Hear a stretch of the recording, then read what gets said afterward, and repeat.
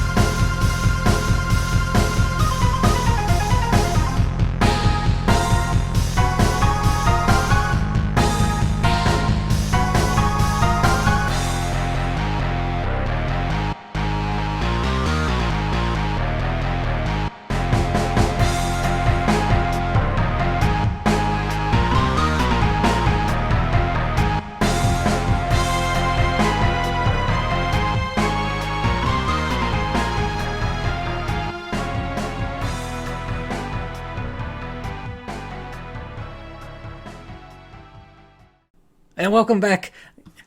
Yeah, that their tune is a really great choice for a first one there. Dark Messenger. I think. Are you trying to send some signs my way there? Slaid? Yeah, I know. I was just talking about being positive, and it's like, here we go. It's like a fucking. It's a "We Will Rock You" funeral dirge that like moves in the Black Sabbath. It's a fantastic tune. It is. It's very good. I think The last Kuja fight, I think. it is, and it doesn't help that the whole Necron thing and just how the ending. You know that Death was supposed to technically be the final boss. No. So the sprite that's used for Hades, I think that was supposed to be, because that's kind of what's going on right towards the end of 9, is death is happening and there's the fear of death. I mean, look at Vivi, look at what happens with Kuja and with Zidane and all that's kind of going on. And even they kind of kept it in with Necron, but they sort of fumbled it. There was some odd change at the last minute, and I don't think there's ever been a really good explanation why. But yeah, no, that's like Final Fantasy 9 has some fantastic tracks in it, like what, Hunter's It Chance. sure does. This one's just yeah. Well, Uematsu kills it. I mean, I don't think I'm saying anything controversial by saying that. No, he's a master. It's Yellow Magic Orchestra, 70s prog and hard rock. I mean, without that, we wouldn't have the composers of the 80s and 90s for video games anyway. I mean, that's what they do. Yeah, I gotta look them up. I know we've kind of shared some music back and forth on that, but it's interesting to see how the music from the 70s and early 80s and the 60s really inspired them, and like, Yes. and just how it's so disconnected in a way, because we don't really think of it that it's more, they're the bleeps and the bloops and the do. It's a Mario.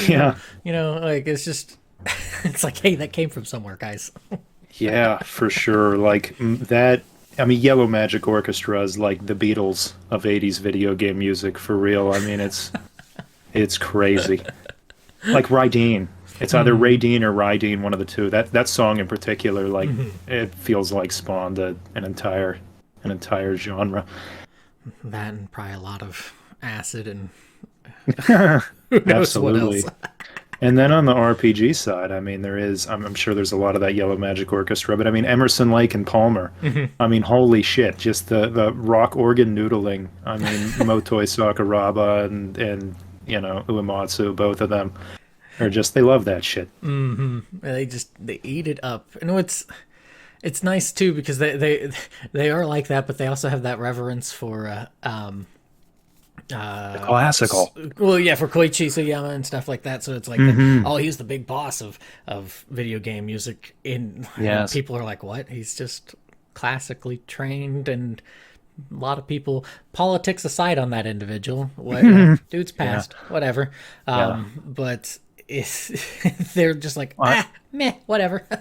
I see, and I love that guy's music. I mean, like, yeah, like you said, politics aside, like I'm not happy he's dead, but like, it's pretty cool that I don't have to like the money for my games isn't supporting like a war crime denier anymore.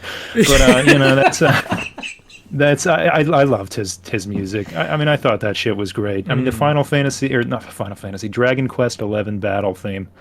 Seriously, one of the best in the series. Like, for as much as that game soundtrack got shit on, I love that battle theme to death. And I wonder if it's also because of how much of it's rehash, but it makes sense Yeah. with what's going on in the game. Like, But the battle theme wasn't. true. That one was new, and it rules. It is a good one. It's like, I know some people were probably hyper disappointed with the quote unquote true final boss ending theme. Oh, I still haven't heard that yet. I'll not say it, but I'm okay with it. I'm okay with it. It's not the best sort of thing, but I'm like, okay.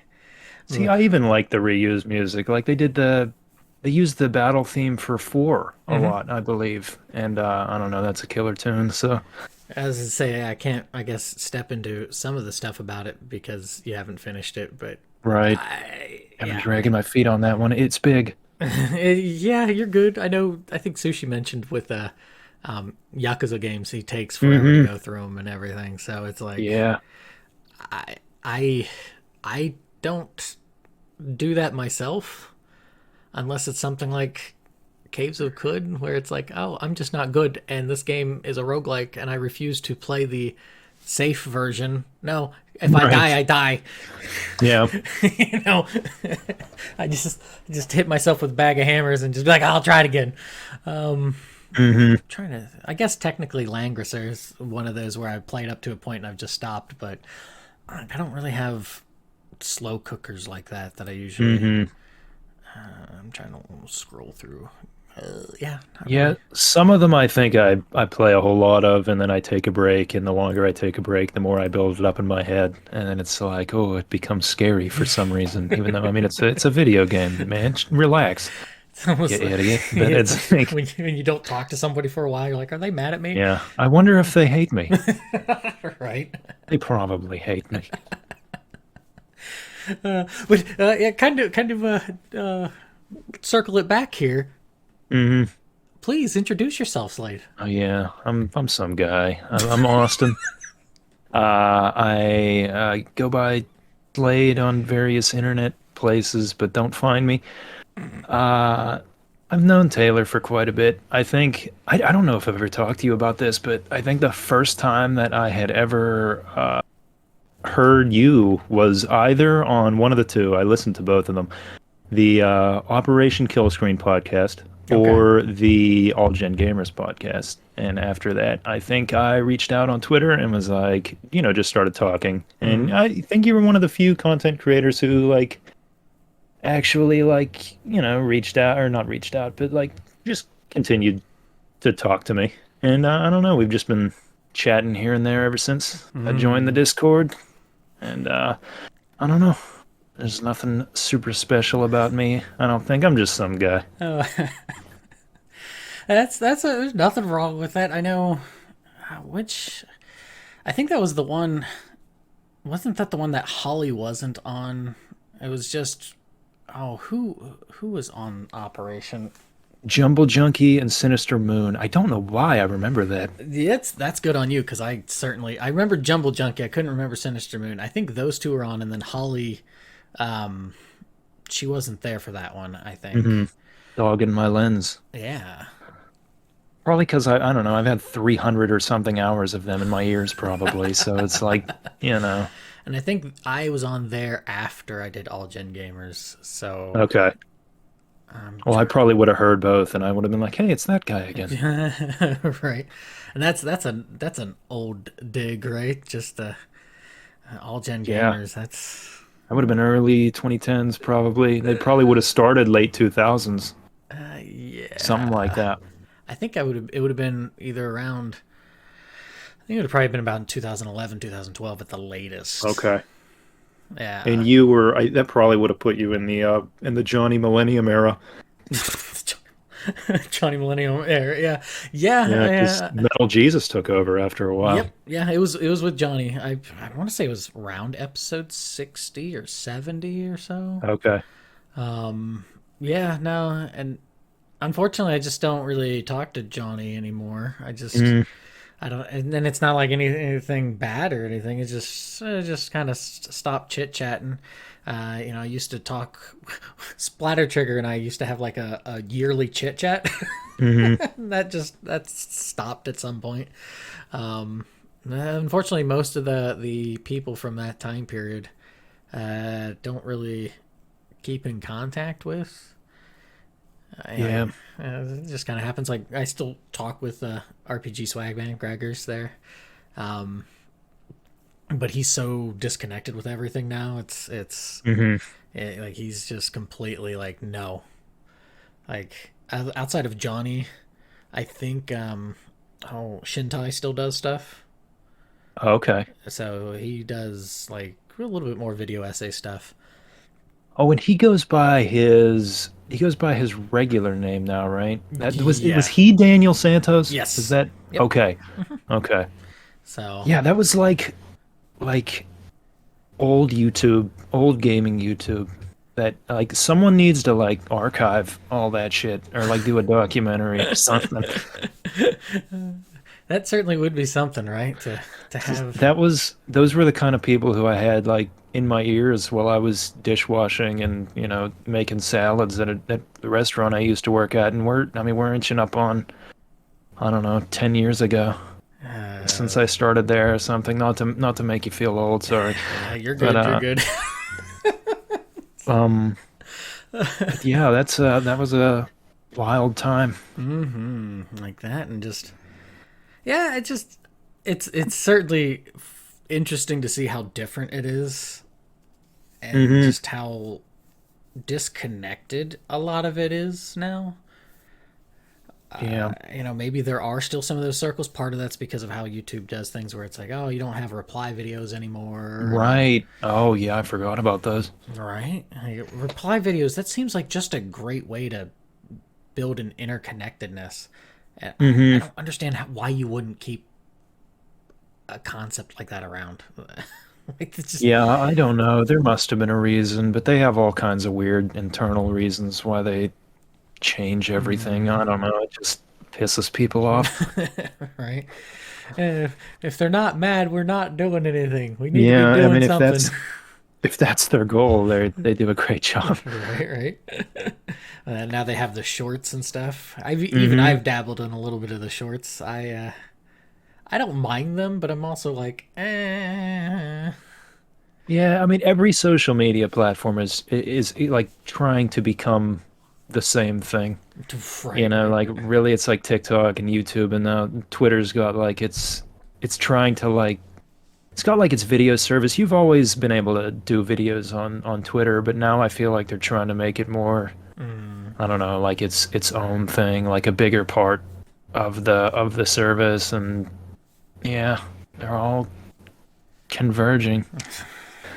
Yeah, I think Everyone wants to be TikTok now. Instagram has the same thing called Reels or something like that. Mm, And then, thanks, Vine. yeah, that was something I never got into because that was when I was in Japan. So it was kind of like, what the Mm, are you guys talking about? no, over in Japan you had Line, Oh, not Vine. yeah, right. Yeah, good on That's you. different though. It is. That's just the laziest fucking word association that anyone's ever done. Don't say good on me. That was horrible.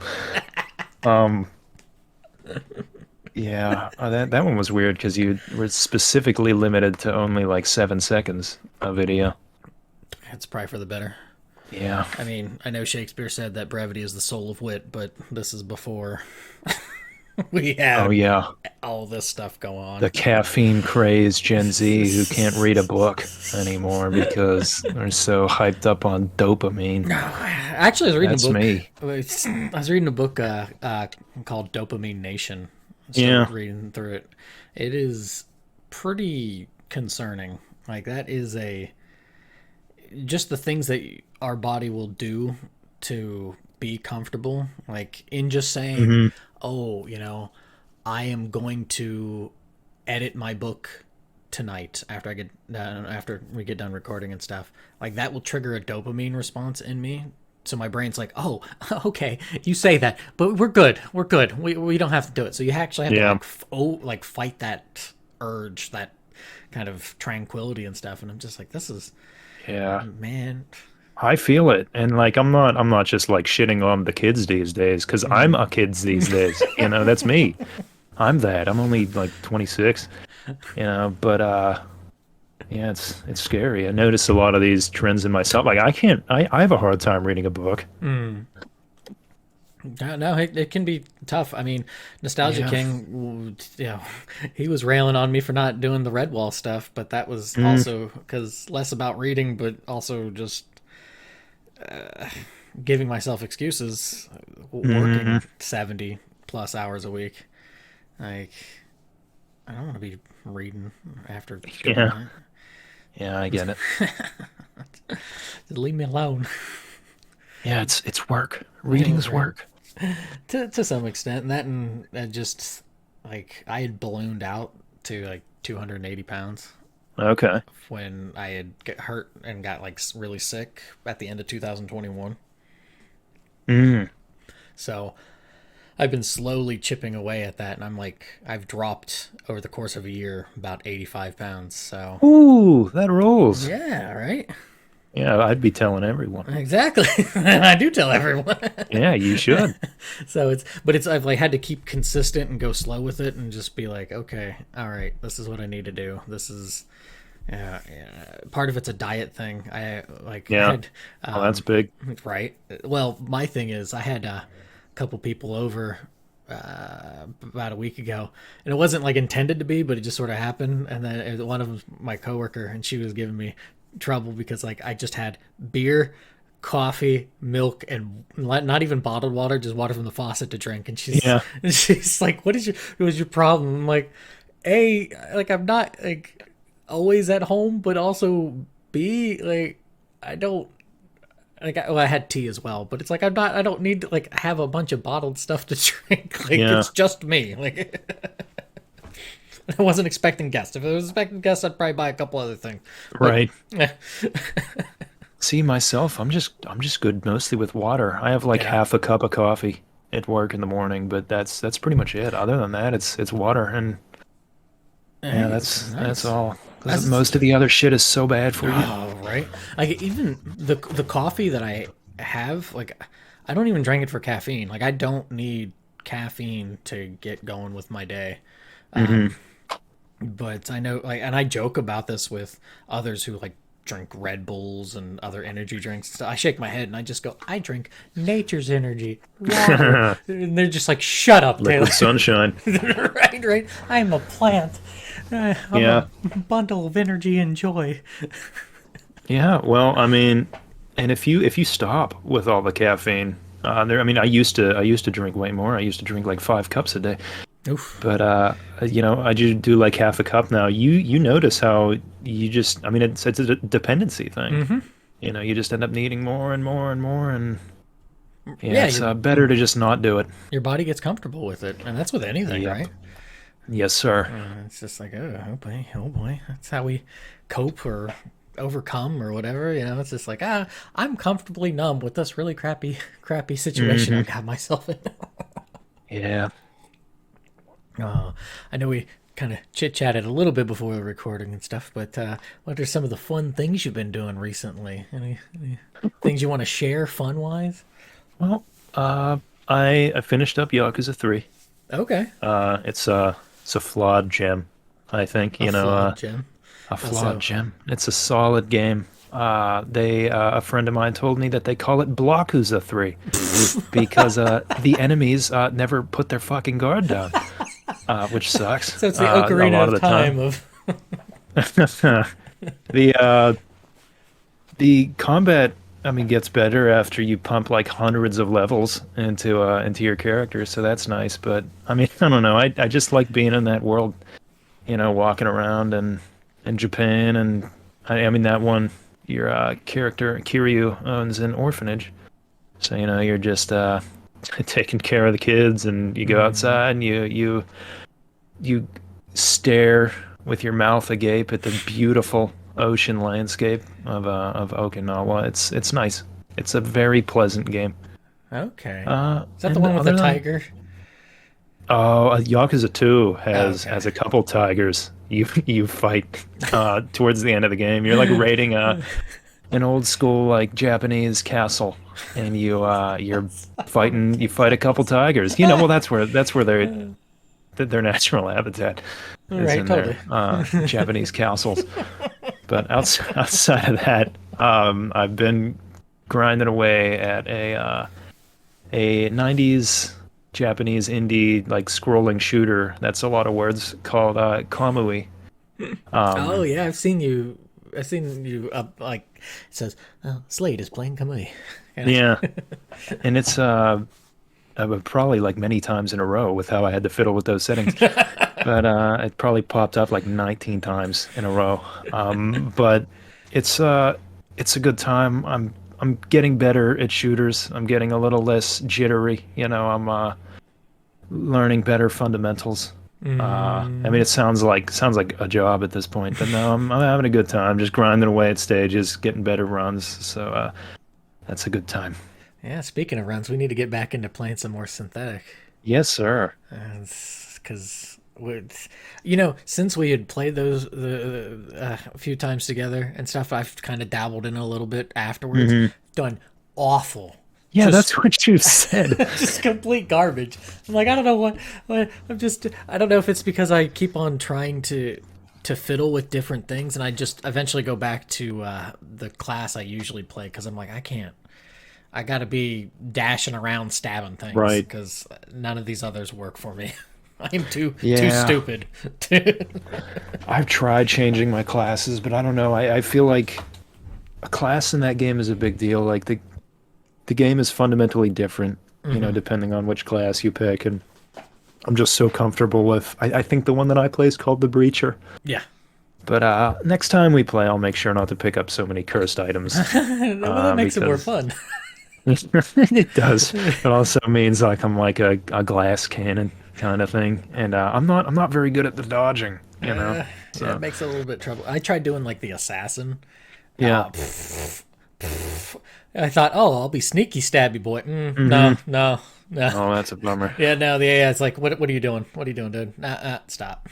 I'm like, oh, not very good with that one. But what's my Right. commando or whatever? I think is the I don't remember my class that I go Oh, with. the your knife guy. My knife guy double dash because there's sometimes you can get that ability to earn an extra dash.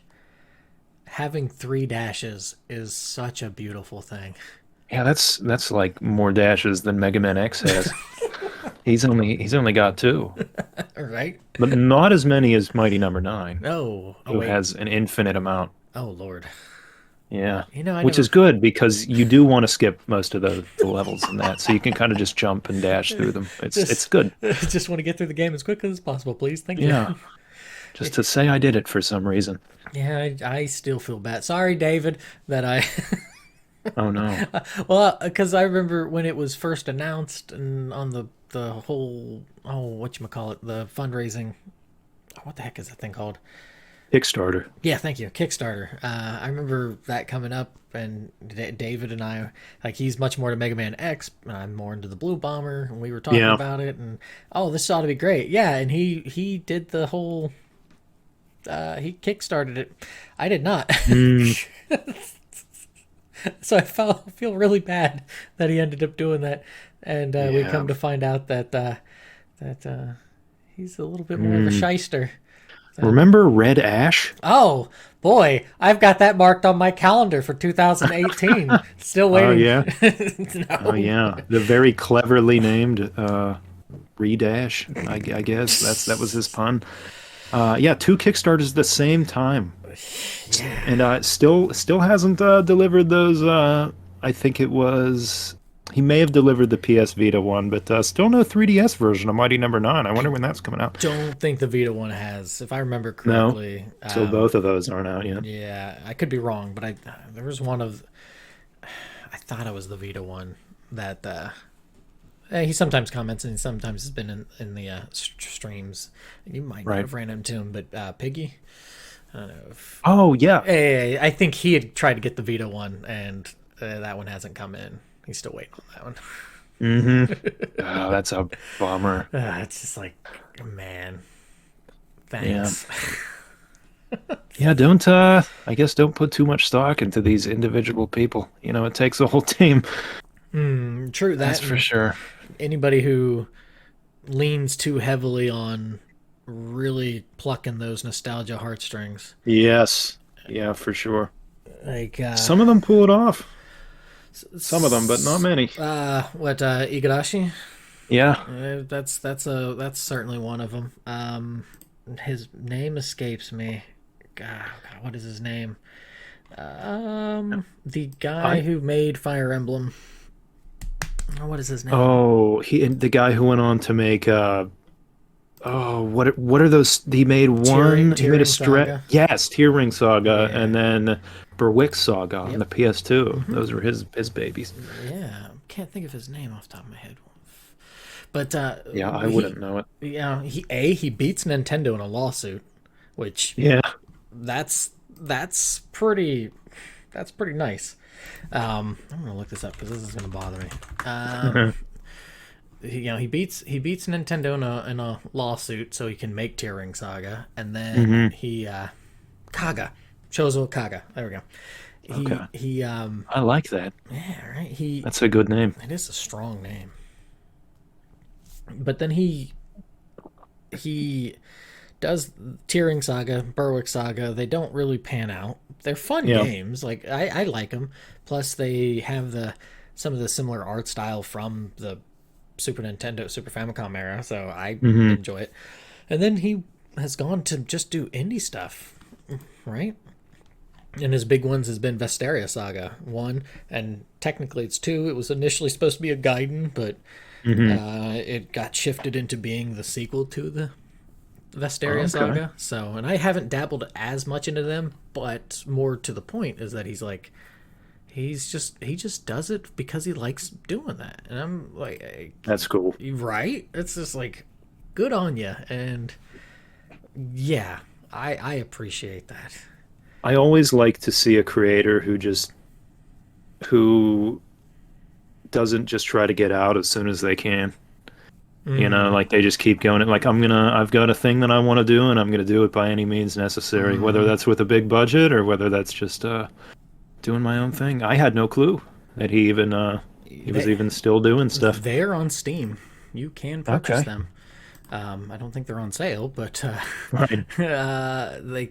Vesteria Saga with well, no, not the bundle, not the bundle. The Gonna make a bundle's note of that. is $20, and then the second one came out at the beginning of this year, I think, or at the end of last year, Okay. or actually it might have been way before that.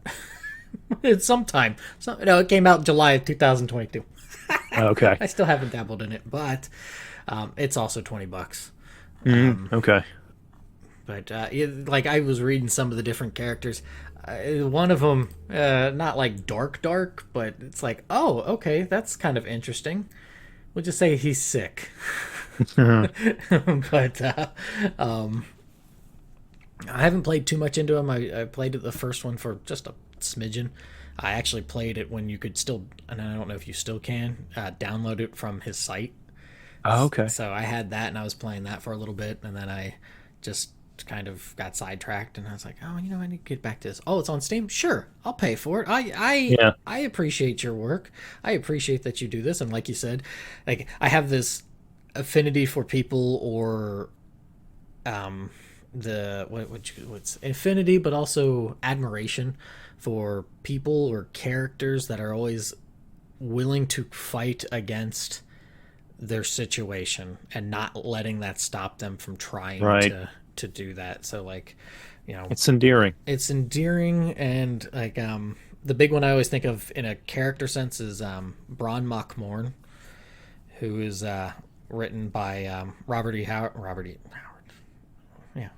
E. Howard, Conan the Barbarian, that Okay. author and stuff. He wrote this character that's the leader of the fictitious version of the Picts as they are dealing with the Roman invasion and in Okay. England and stuff, up into Scotland and everything.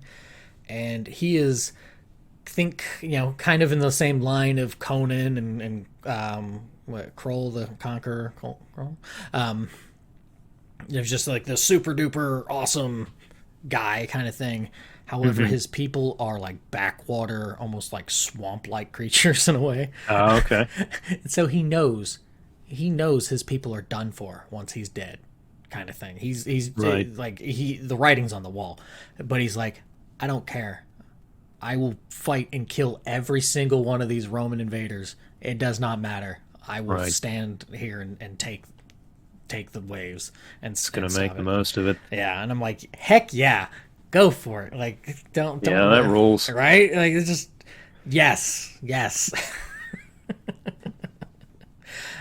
So, like, I just, for whatever reason, I don't know if it could be a personal thing for me with like my ear and stuff that I always just like, but I don't know, that kind of character quality I think is unfortunately a little sparse, in today's day and age. At least what I see or what I'm around. A lot of times, it doesn't quite feel like there's that. I mean, I don't have it. Maybe you do. Maybe you do. I don't know. It's not like if you don't have it, I'm going to be Just like, gonna wow, find it. get No, I out know. of my face. I'm just saying, like, yeah, it's. I mean, but that's what makes it. I mean, a valuable quality, I guess, that not everyone does. True. Not that that's an excuse. I'm not saying that, but No, but I get what you mean. It's like, Yeah. if there's a dearth or just it's just in, if it's just a very rare quality, then yeah, to see that exhibited is certainly. if everyone's Han Solo, nobody's Han Solo. That's what they say. Sure. Not that I think Han Solo's that kind of guy, but No, Just but I saying. get what you mean. I get what you mean. yeah, you can't all be the cool guy. No. Yeah, what's that? You got to have the peaks and the valleys. You can't always be happy. Everybody can't be happy. Not to say that you shouldn't try to be happy, but Right. I guess Absolutely. I'd rather be joyful. Let's see. I don't know if there's really much else that I've been playing myself. I still got to finish Ninja Gaiden Sigma. I know I've been streaming that and then I stopped. Oh yeah. Yeah, I'm right there towards I got to like the fortress right at the end or something. I'm like, okay, we're gonna put the brakes on because this game is about to give me an aneurysm. Yeah, it's rough. I mean, it'll kick you in the balls. That one. That's a mean game. It is, and it's not even like. There's just times where it's just petty mean too, where it's like, okay, really, sure, cool, thanks. Oh, okay, I'm not doing anything. Just set the controller down before I want to like eat it, kind of thing. Like, okay, all right. It's almost like playing Fire Emblem or something, and you're just getting hit. Like the enemy's got a 60% chance of hitting, and they just keep on hitting every single time. You're like, really? Oh, he died? Swell. Great. Cool. Thanks. Love it, game. Yeah, and the second one's even more mean. Oh, really? Yeah. Oh, boy. Yeah, I don't know about the Sigma version, but the regular 360 version is just like ridiculous. Swell. What about the third one? I don't remember. You said you didn't really play the third one, did you? No, I've never played that one. That's like the one that's like, yeah, sure. Nobody ever Yeah. seemed to have played it. Oh, people don't really like it. And then Yaiba Ninja Gaiden Z came out, and nobody liked that one even more. And then it just died, Yeah. which is a shame because it's like you could. It would be a good time to bring it back. Not enough ninjas Not out enough. there. There's They're never all enough. 8-bit now. Right? Yeah. Or fluctuating between 8 and 16-bit. Right. Yes. That's another one I'm looking forward to is the Sea of Stars Yeah, game from yeah. them. The Messenger prequel. Yeah. Well, is it though? Have you beaten the It's Messenger? it. I haven't, but they Okay. said it was in the universe. I don't know if it's a prequel, but Uh how far did you get in that game? I didn't play it at all actually. Oh, okay. But you saw me play a little bit of it. I know I Yeah. streamed it way back in the day. Hmm. Oh no, I streamed it more recently. So there is a part where it comes up, but then just how the nature of the messenger is, it's just kind of interesting. So I don't know if it's necessarily that it's quite a prequel or how it really connects. I mean, technically, I guess it's a prequel because of how it looks when you go there, or at least. Hmm.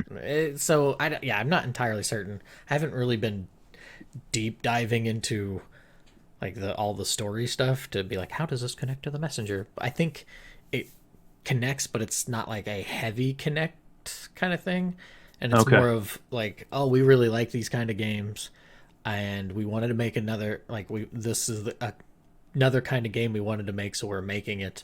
And it's more so, yeah, it has this connection, but it's more of like we just wanted to make something Chrono Trigger esque. Right. So, but it looks pretty. It looks very pretty. It sure does.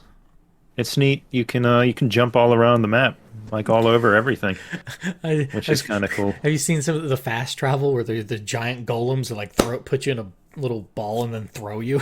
Have Oh you seen no, that that's now? fantastic. Yeah, it's pretty wonderful.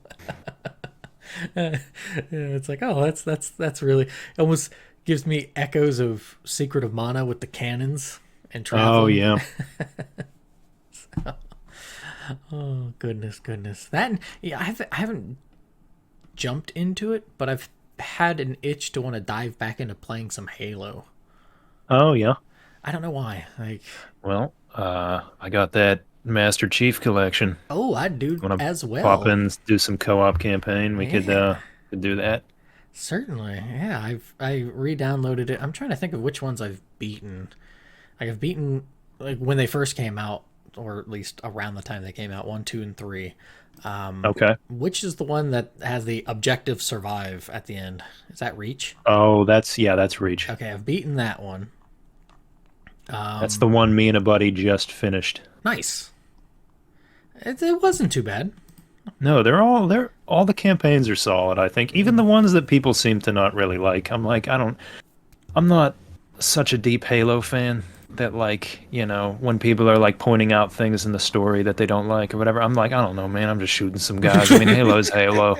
They're all solid to me. As I say, the collection, it has up to 4, or does it have 5 as well? It has, yeah, 5 isn't on PC in any capacity. Okay. 1 through 4 are on there, ODST and Reach. Okay, So so it's got most of Halo. that's pretty Most good. of it. I have not played through 4, nor have I played ODST. Okay.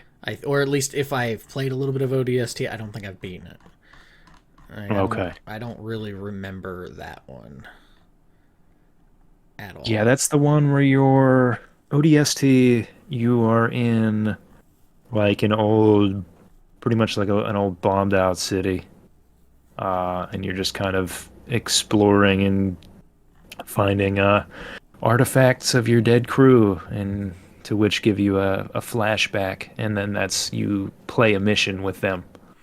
Oh, So it's yeah, a I pretty don't. neat concept. It's like maybe not quite like art house Halo or anything like Art that, but house Halo. but it's about as close as they get. Okay. Huh. Yeah, I don't remember playing that. So I just know Hmm. there's the song Rain, I think a lot of people really, really like or something. Um, there's a I tune don't from that remember game. it. It may have just just slid right off me. I mean, in co-op, sometimes you miss stuff. No, that's fair.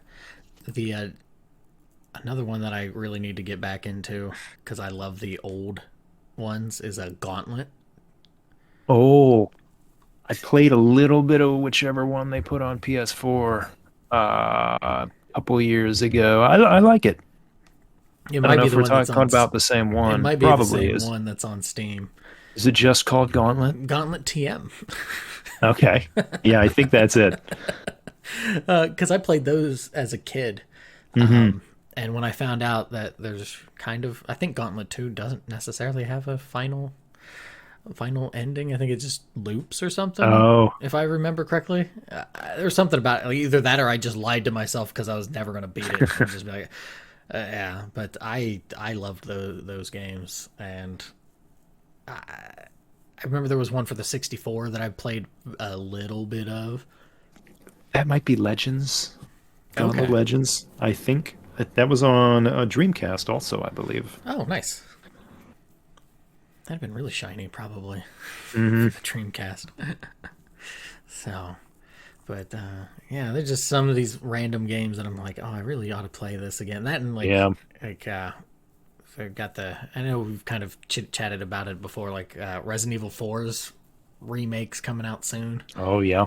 and it's just like I don't. This month, soon. Very very soon. I think it's this month. I think it's like the 20 something Third or of this something. month. Okay. Yeah, 23rd would be a Thursday, so that's possible. Maybe, I don't know. Like that, and well, like I still haven't even gotten around to playing or even buying Octopath Traveler 2. Oh, yeah. Like, I played the demo and I liked it.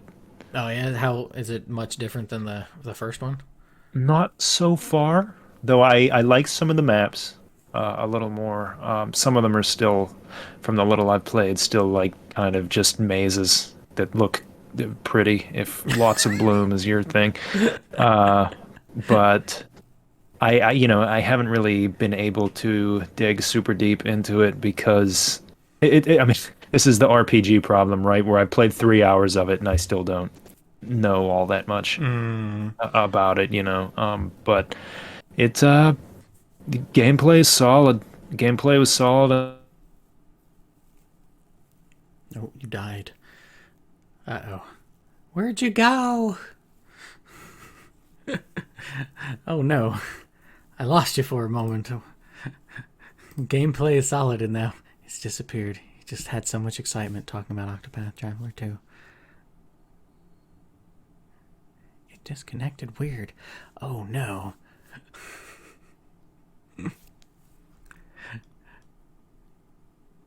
Dun dun dun. Dun dun dun dun. That is really, really peculiar. I guess this is a perfect time to take a break, and then we'll figure this out. So we'll take a break, and then yeah, we'll go from there. So stick around, please. This will get fixed.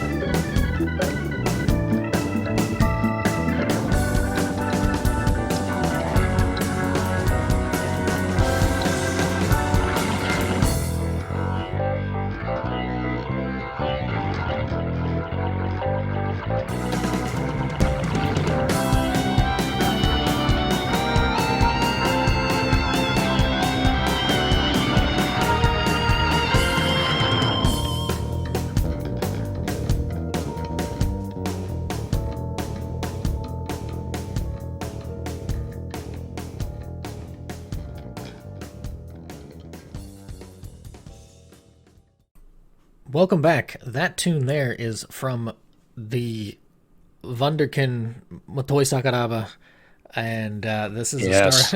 Star Ocean 3 tune. Fly away in the violet sky.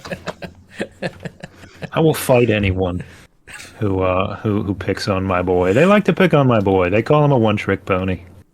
And they say he only does one thing. And can you fit any more fucking guitars in there? And it's like, yeah, and he will. All right, I'll put them all in there. He's great. If he is a one-trick pony, it's a damn good trick. All right, That trick has been going for 30 plus years. So it sure has. Hey. He's going to town on some Yamaha synthesizers and some Hammond organs, and I love him for that. I always really, for whatever reason, I don't know if this is just the hipster bias of, oh, people don't really pay attention to this one, but I really like it for some reason. Mm-hmm. I don't know if this is the case for me. Probably is. I really like Shining in the Holy Ark soundtrack. I don't know what it is. I love that, and that's him. That's him from way back in the day. Oh, I think. Let me double check. I might sound like an idiot for saying that. I have never heard that. Shining the Holy Ark, I think, is the. I mean, that's from '97, so I guess. Right. I'm gonna feel really stupid if that's not him. I could have swore that was him. Nope, it is him. He was working back then, so yeah, he definitely would have done it. Or could have. I mean, he still does like 4 or 5 games a year. There's something insane like that. He has been working on music since '89. Yeah, he's a workhorse. Good lord. Oh, he had his own band called Deja Vu, and it's full of noodly synth stuff. Good Iron Maiden song as well. Yeah, that one's from Somewhere in Time. Hey, very nice. Good on you. Yeah. But, yeah. This is just bonkers. Holy crap! Like, even by the mid '90s, he's already had like 30 titles that he was a part of in some way. Yeah, he's the man. It's like the joke of Stephen King writing books. It's like he just like, we'll just throw another fucking 4 CDs worth of songs for this game out there. Yeah, sure, right. I will say this just as a special shout out to Matt. He did the Beyond the Beyond soundtrack. Good old Beyond the Beyond. Oh, that's a PS1 game? It is a awful. It's an awful PS1 game.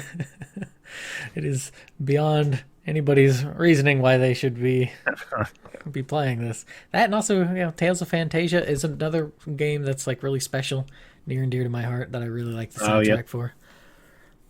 Still 20 something years later, one of the better Tales games, I think. I like that game a whole lot. Yeah, I don't think you're going to get much argument from me. I know people love a lot of the later ones. I haven't really played much past what was that one? What was the one they made a direct sequel to? Was that Zillia? Yeah, the last one I played was the first Zillia one, I think, and I was just like, eh. Yeah. See, that one's a favorite of mine. I like the old ones and the new ones. Gotcha.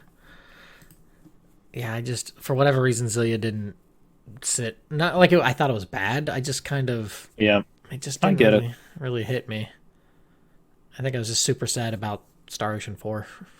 Oh, yeah, that one. I'm a goblin, so I kind of like that one too. Yeah, I think I have a high tolerance for that kind of stuff. Like now, when you get to like that Neptunia shit, that's too much for me. But I can handle quite a bit of anime bullshit. When anime is happening. But yeah, that doesn't. I have my limits. Yeah, I don't. It does. I don't know. Maybe. Yeah, I think three really. When it comes to Star Ocean, 3 really broke me. That plot twist. It just. Oh yeah. It just kills me. It just kills me every time. I can't. I just. No. Yeah, it's a silly one. That's the kind of twist that like it's like you get to it and you're like, well, why the fuck did I like?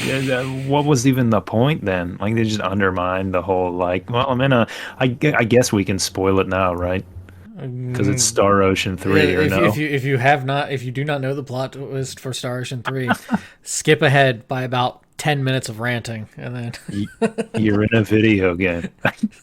That's it. Your main characters are in a video game, and you go meet God. You meet the guy who made your game. That's what it is. It's so goofy. and and it kills the whole, because what ends up happening, right, if I remember correctly, is that you have that, and then it's like, well, you can just kind of pinpoint and go wherever you want to, and it's like, well, you're in a video game.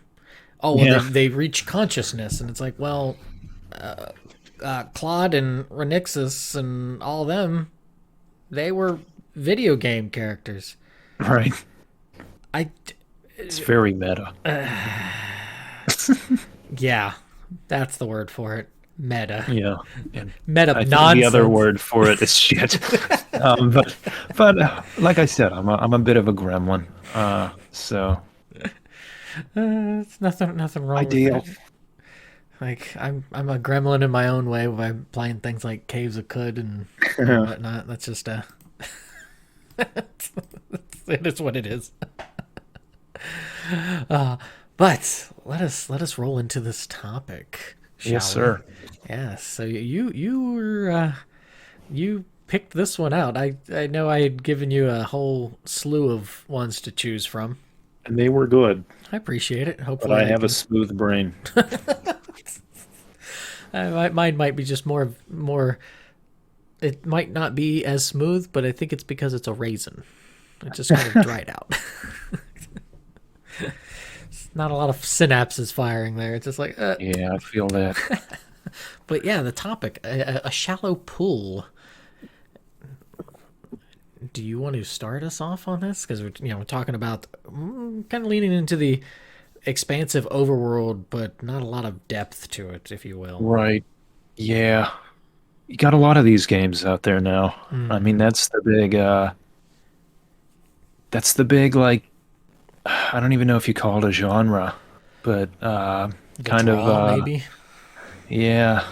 To these games, it's like because I don't like calling it a genre because it's something you can apply to like any kind of genre. Like you can have an open world racing game or an open world action game or an open world whatever, but so many of these open world games seems like being big is an end as opposed to a means, which it kind of should be. It big for the sake of being big, and I think some of that might have to do with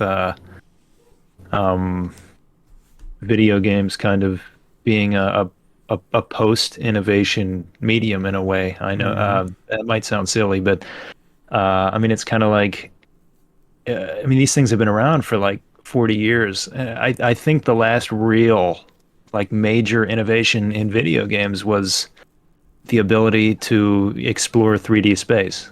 Like I think, like the Ocarina of Times and the Super Mario 64s and everything like that. Like that was a revelation. And a revelation in the way that I don't think things like VR are, because VR is just a screen in front of your face. Maybe for some people it is. Maybe when we can jack into the net like Ghost in the Shell, that'll be real innovation. But to me, I just kind of feel like because video games have moved so far laterally, now they're just getting wider and bigger. And it probably. What were you gonna say? I was gonna say do because they can and not because they should, sort of thing. Yeah. Like, oh yeah. It's interesting that you make that point about it being a more lateral move, because you could take, maybe this is an extreme example, I would think that it fits into, I would say things like Guitar Hero, Guitar Freaks, DDR, Taiko, and those sorts of things are pretty in line with what VR does, Yeah. because they have the analog of one for one movement sort of thing, but you need to be able to make those performances to get the play out of it. Right. So yeah, I could see VR not really being the step up, and that's probably part of it being, the issue of not having the fervor that we thought it would when it was coming, or Right. maybe not we, but just in general, like, oh, it's VR, everybody's gonna love this thing, holy crap. Yeah. And it's not really stuck because it hasn't really made any sort of leap like it did with even from 16-bit to the PS1 Right. era and everything, to even there's subsequent jumps from that to just being looking prettier, but there's not like Exactly.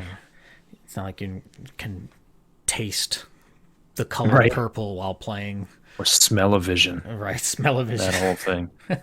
I don't know. And There's enough sewers in games where I don't think I want to have smell-o-vision. yeah, that's true. I'd be turning that shit off like as soon as it like that would be the first thing I did.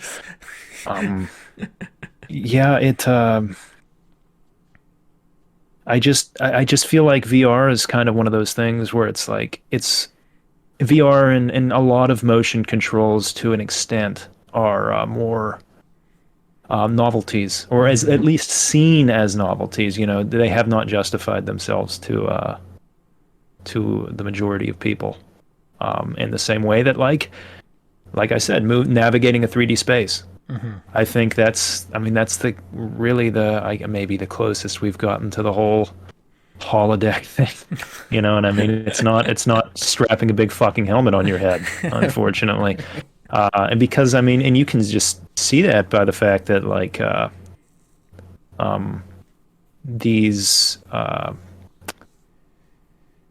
do I want to put this? The 3D spaces have kind of taken over. Now, there's still all kinds of 2D games and everything like that, but rarely, if ever, are they AAA experiences. And now that it's like, well, we have this 3D space and we've kind of gotten really good at doing the whole gameplay thing, well, what do we do now? Well, we make it really fucking big. And, a lot of games just don't justify that. That, or this is another quality quirk that is really, really just throughout a lot of things. It's like, oh, well, we have this game, we have to put in a stealth segment. Oh, Or that's the worst. The flavor of the week. right. Yeah, they do, like, it's something to try to like mix it up, and so they dabble in something, and it's like, it kind of like I feel like this is sort of similar to like people who may like try to do something, but then they don't just be themselves. They try to, Right. like, they're malleable to where they want to be. I want to fit into the situation. It's like, no, just be yourself. Right. Like, you don't need to. Somebody on Twitter had a really good point, and that's not a phrase I ever thought I'd say, but somebody on Twitter had a really good point. Their name is GK, and what they said is that a lot of AAA games these days want to be everything to everybody. Yeah. And that's exactly what you're saying. Like, they're trying to just shove every single thing you can into there. Like, it's like that checklist. We need one of these and some of these and some of these, and it's a formula. Yeah, and the I think a lot of times what ends up happening, and I want to say I got the idea for wanting to do this topic partially from Minecraft. Oh yeah, that's the openest world game. It is the openest. It is. If it were any more open, it would just become like Unity. Like, it would just be a game engine at that point. Like, if they give you any more freedom, you'd just be building the game yourself. Right? There's certainly a creativity to it, but I know for a while it got compared to being virtual Legos. Mm-hmm. And I know that there is a depth to it that I don't understand when it comes to the crafting, when it comes to all the different mods that people put into it.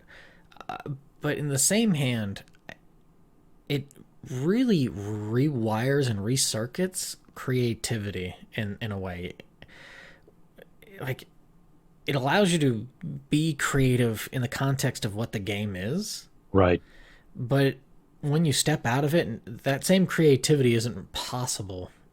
Right. It doesn't apply to anything else. Right. Is that what you're saying? Yeah, it's really hard to extrapolate that sort of creative notion when it comes to just maybe building something in real life Right. or Like it's not going to make you an architect. right.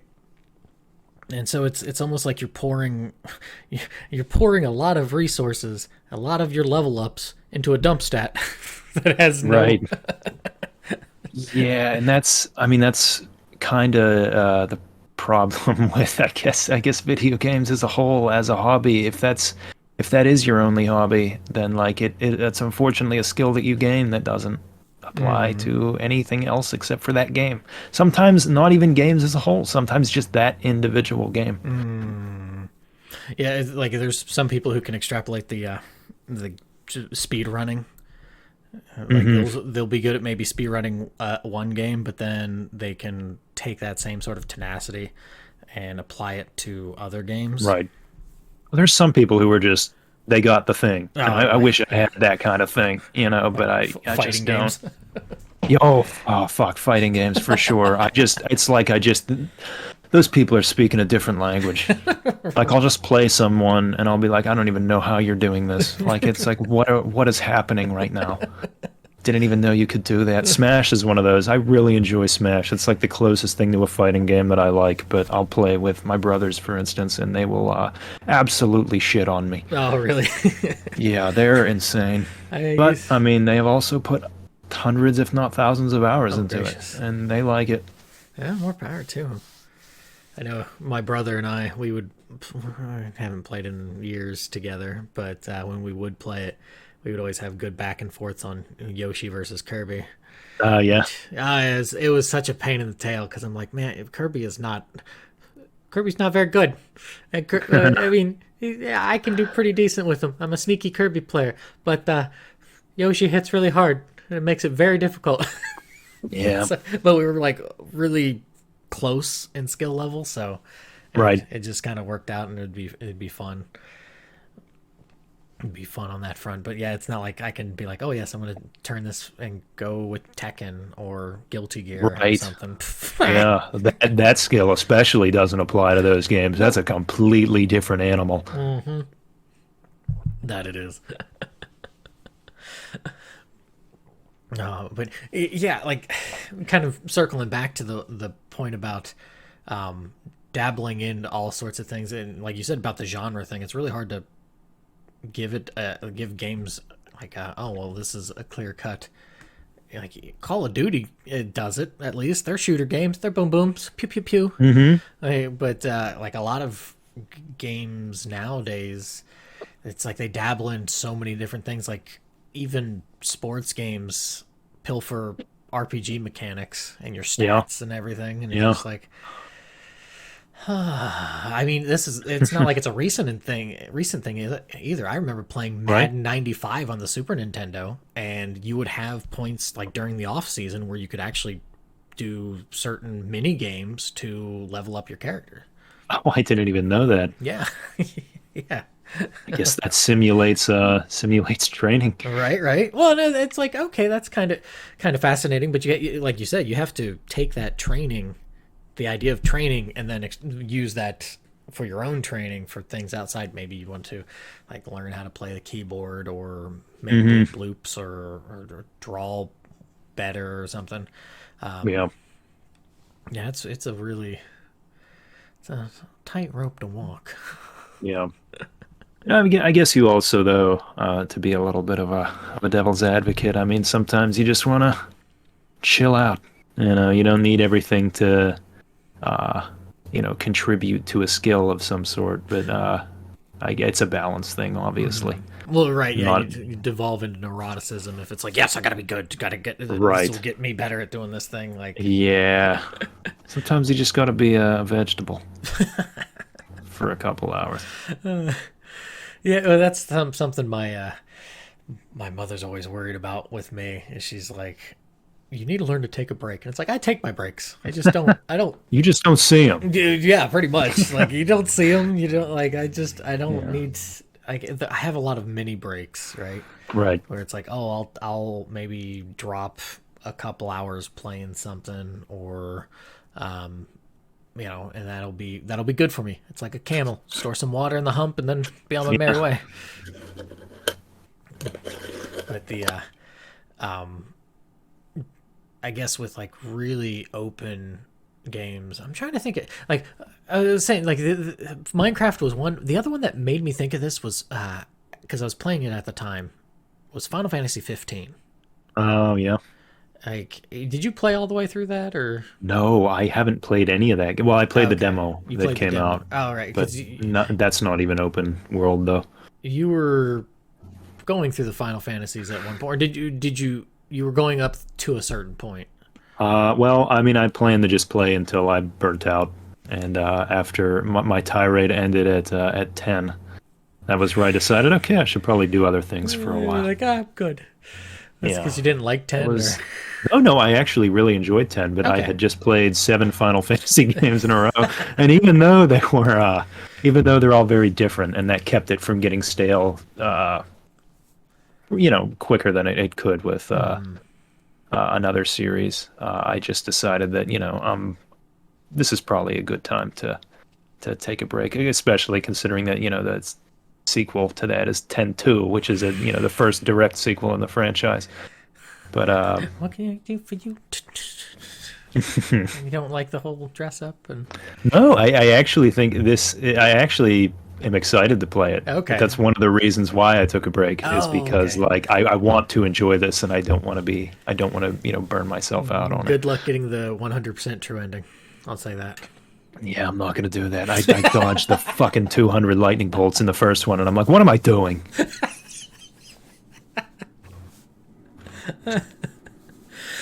Let's go say with like FF15. So here, like 10 versus 15. Like 10, you're on rails, and people Yeah. like don't like that. 13 did the same thing. You're tunnel vision. Yeah. And they hated that even more. Right. Like I get it.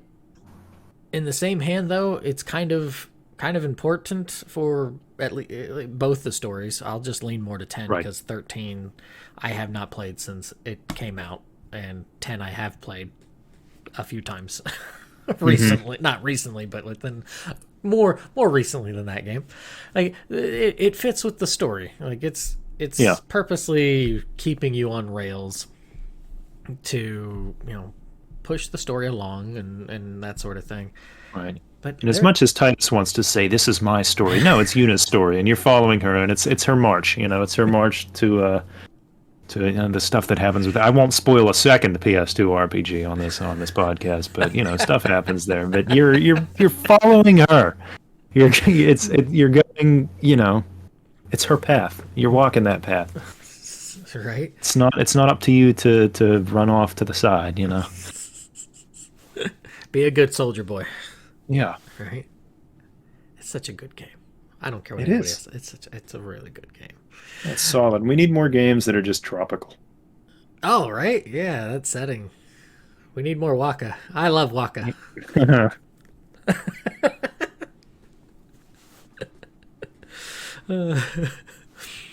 Oh goodness. But yeah, a lot of people don't like that stream kind of on rails sort of thing, and I think Right.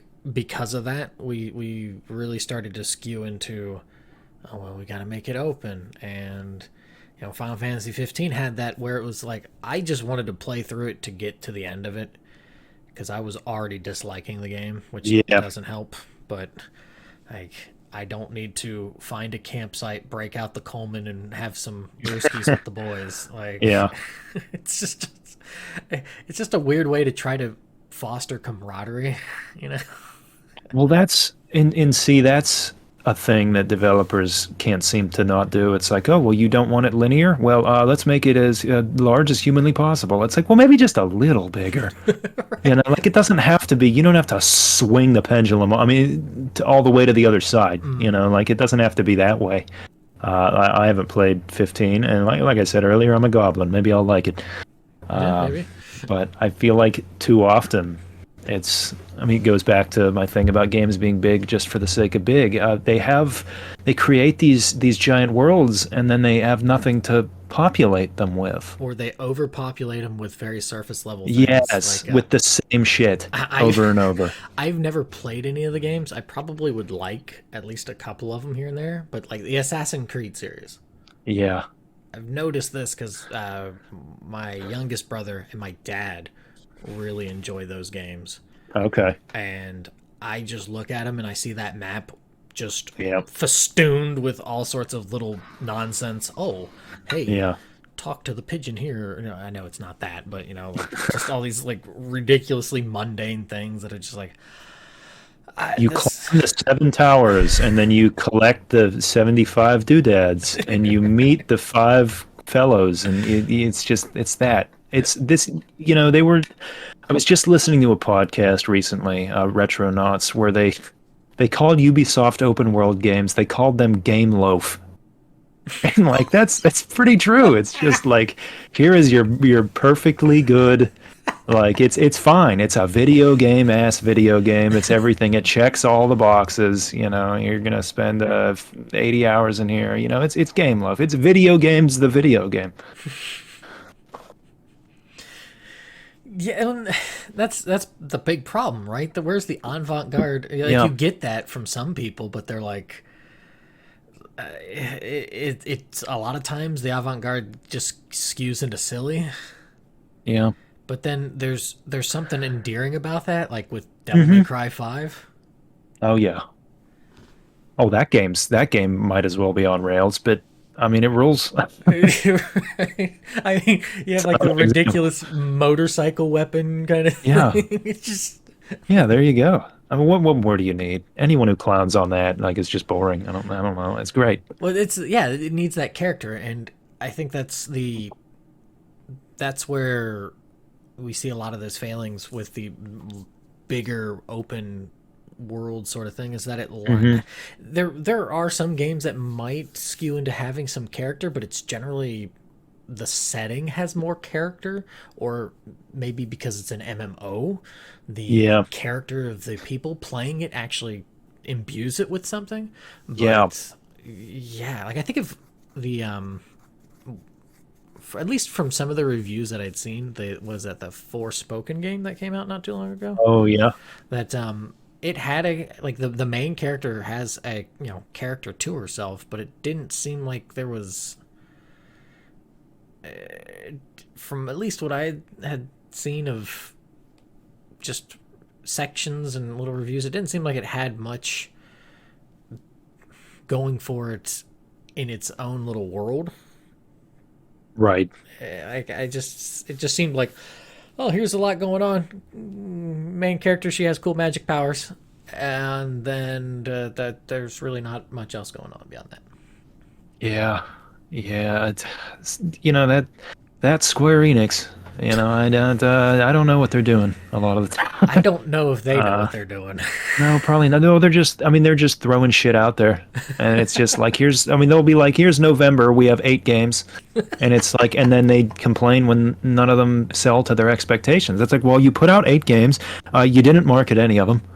So like, what do you want? But we're Square Enix.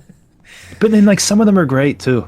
And that's the thing, like, I love, now this one's a year or two old at this point, but like Dungeon Encounters, it's just stripped down game where you're just, uncovering tiles and exploring dungeon floors. Thought that was excellent. Like they do these little experiments and they're great. But they also have, like Forspoken. That's a big experiment, a big costly experiment. That was also developed by Luminous, who did who did Final Fantasy 15. So that internal Square Enix team, they used their engine to do that game. That was their next project. And guess what happened? Right after the game was finished, that team was dissolved and merged back into Square Enix. I think part of the problem too is that it could be, and this is just from me having played at least 15 and seeing it, I think that it was still the same system, and that system is put together with bubblegum foil, not even the bubblegum itself, but the foil Yeah. around it, and then maybe a paperclip or two that Yeah, they they just sort of licked found. it and stuck it to it, and they're like, Right? "This will stick, right?" Yeah, right. It's just like, yeah, that's fine. And so that, I think, certainly hurt the game because it's like it really looked like that same engine that was used for 15. Right. And I mean, this is a whole nother can of worms, but it's like these days are ending, but that was like the last gasp of Japanese developers like spinning up their own like engine and tools and saying, well, we're going to use this for like one or two games. They're going to eke everything out of it, that they can, and then just end up trashing all that work when midway Right. through the next generation. Which is just kind of, it's weird to see Just that. use Unreal. Well, it's kind of weird to see that because it's like, there's always that beginning start of a new system or something where it's like, there's really not much of a difference, and then they start to finally make sense of it towards the back half, and then they make some really Right. cool stuff, and then it's like, oh, time for a new system. It's like, like, Yeah. can we pause for a moment? No, okay, Yeah. all right. And that's why like people complain about, oh, we need another Switch, we need a new Switch. No, developers just need to have their priorities in check. They need to not try and make games that look like late gen PS4 games and try to make games that look like a really pretty Switch game. It's like Xenoblade Chronicles 3 looks great, runs great. But I mean, that's Monolith too. They get hardware. That's kind of their thing. Yeah, I was gonna say that's actually a good example of an open-ish world Yeah. that really, especially the first one. Like I can't speak for any of the others because I've not played any of the other stuff, but that first game nailed it fantastically on the Wii. Like, Yeah. sure, it And looked like it was an elementary school like play on cardboard and stuff with right. a lot of, but it still looked pretty for being a Wii game that had all of that in there. It and that was my thing when I was saying that, these games are the big worlds tend to be more of an end than a means. That's a game where I feel like it's the opposite. Like the game really justifies its scale.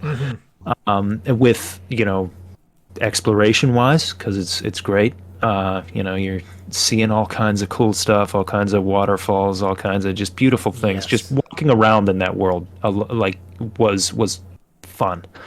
But also just the premise of the two titans fighting. Now you couldn't necessarily see it all the time, but when they said like, all right, now we're on the leg, and now we're on the arm, and now we're on the sword that is a giant bridge to the other massive titan. Like that is a game that justified being big. Its scale was I still don't think really replicated by or surpassed by any other game, even its sequels. Okay. As I say, yeah, that's yeah. No, that is a great example of it actually being a purposeful thing. It's Yeah. like oh, I'm trying to think. Just in general, with a lot of, or I think of like with books. I know I have this habit. My editors slap my wrist about this and be like, "No, don't do this." But like I took out for like Sudraba, the first book. I took out a few sections of things because it was not necessarily backstory, but it was stuff that kind of peppered the setting or the world. And she's like, "This does this have anything to do with the story? No. All right, save it for like something you put online. Don't put this in the book. There's no Right. reason for that." And I think that that's part of what ends up happening. It's like, well, if we have all this there, it'll allow them to just kind of explore. But then it's like, okay, cool, you can go to the mountains over there, but there's no real purpose to it outside of you can do it. Yeah. It's just kind of like, oh, I could go look outside my balcony and be like, oh, I can see the freeway. I'm gonna walk to the freeway. Yeah. Why? Well, it's to pick up your fucking Ubisoft token. You collect one of 400 of them. Gotta go fight the scarecrows out in the Yeah. in the farmlands there. Right. Got to grind for your experience. Climb a tower. Come on now. And look over the world. And, So, the climbing that tower bit, because Breath of the Wild did this. It sure did. I've played all of 10 minutes of this game, 15 minutes at Oh, most. really? Yeah, it just does not interest me to have something that expansive. Yeah. Like, I cannot convince myself to be like, yes, I don't even own the game. Like, Okay. I played, my brother let me play it for a minute. He said I would enjoy it more for the difficulty of the, like, oh, these guys hit real hard and they'll kill you real quick. Okay, I can appreciate that.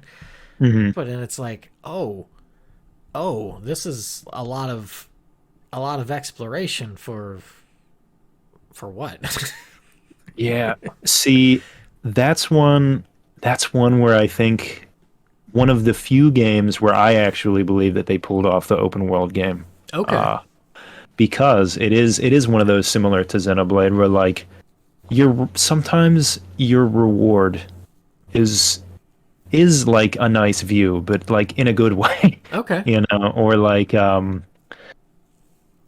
it also has its systems where you can actually interact with the world.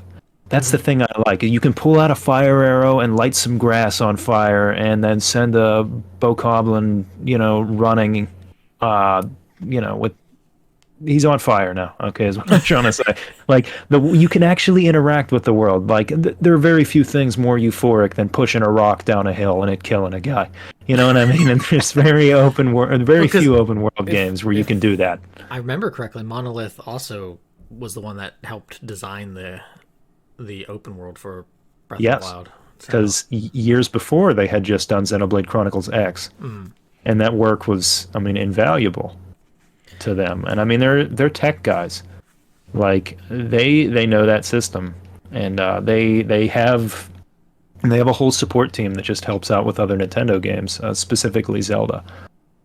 But that's kind of their thing, is these big, sometimes massive worlds, sometimes actual open worlds. But that's what they do. And the cool thing about Breath of the Wild is one of the things that it does. Another thing that kind of helps justify the massive world's existence is that they always, wherever you are, you're probably always going to see two or three cool things. Like you okay. can look around and be like, I want to go there. That looks cool as heck.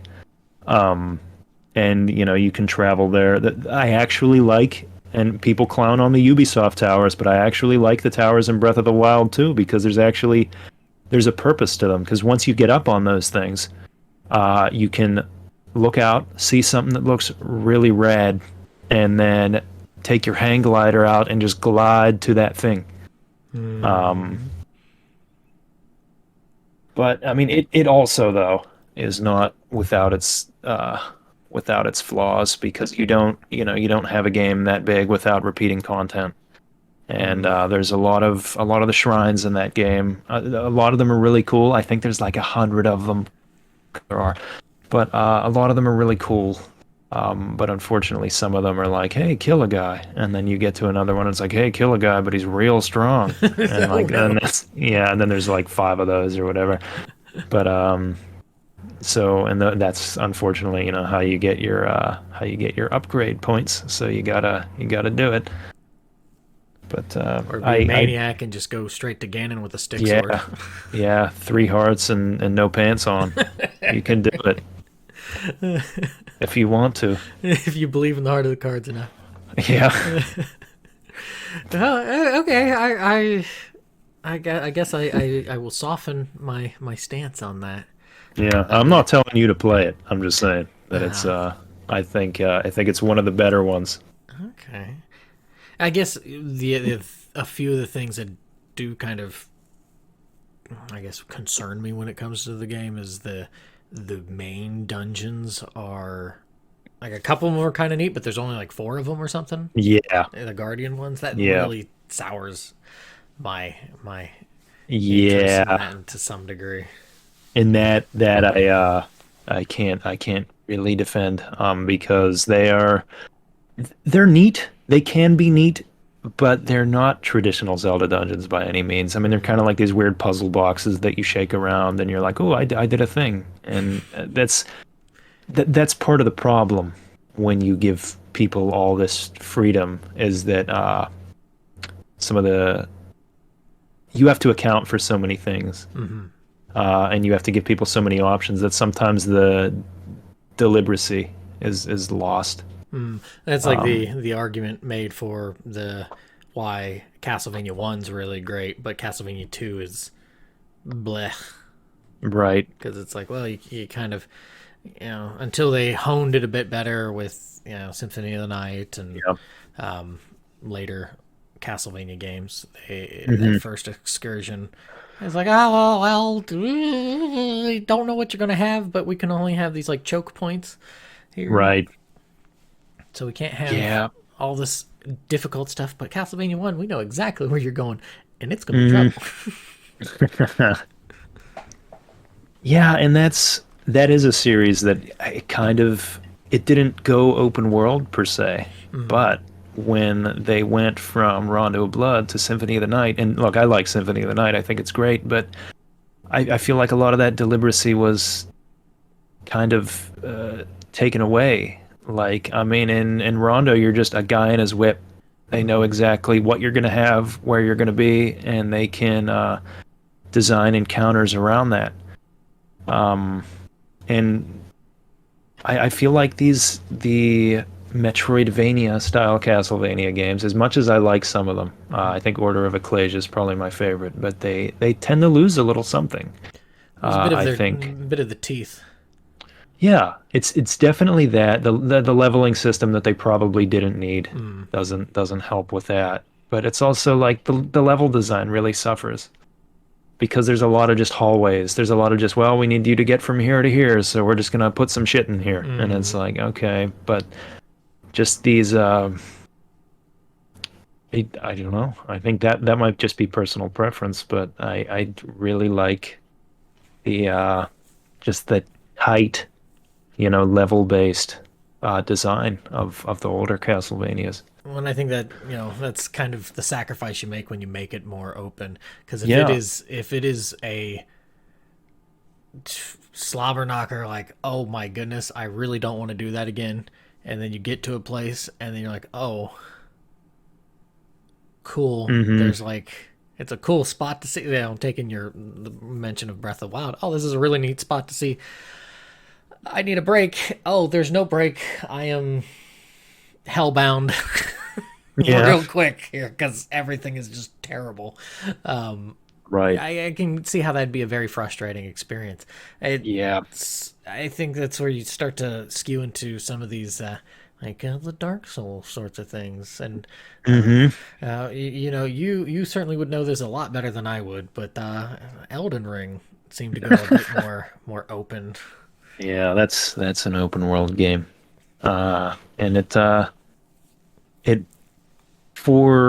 enjoyed that game quite a bit, or else I wouldn't have played as much as I did.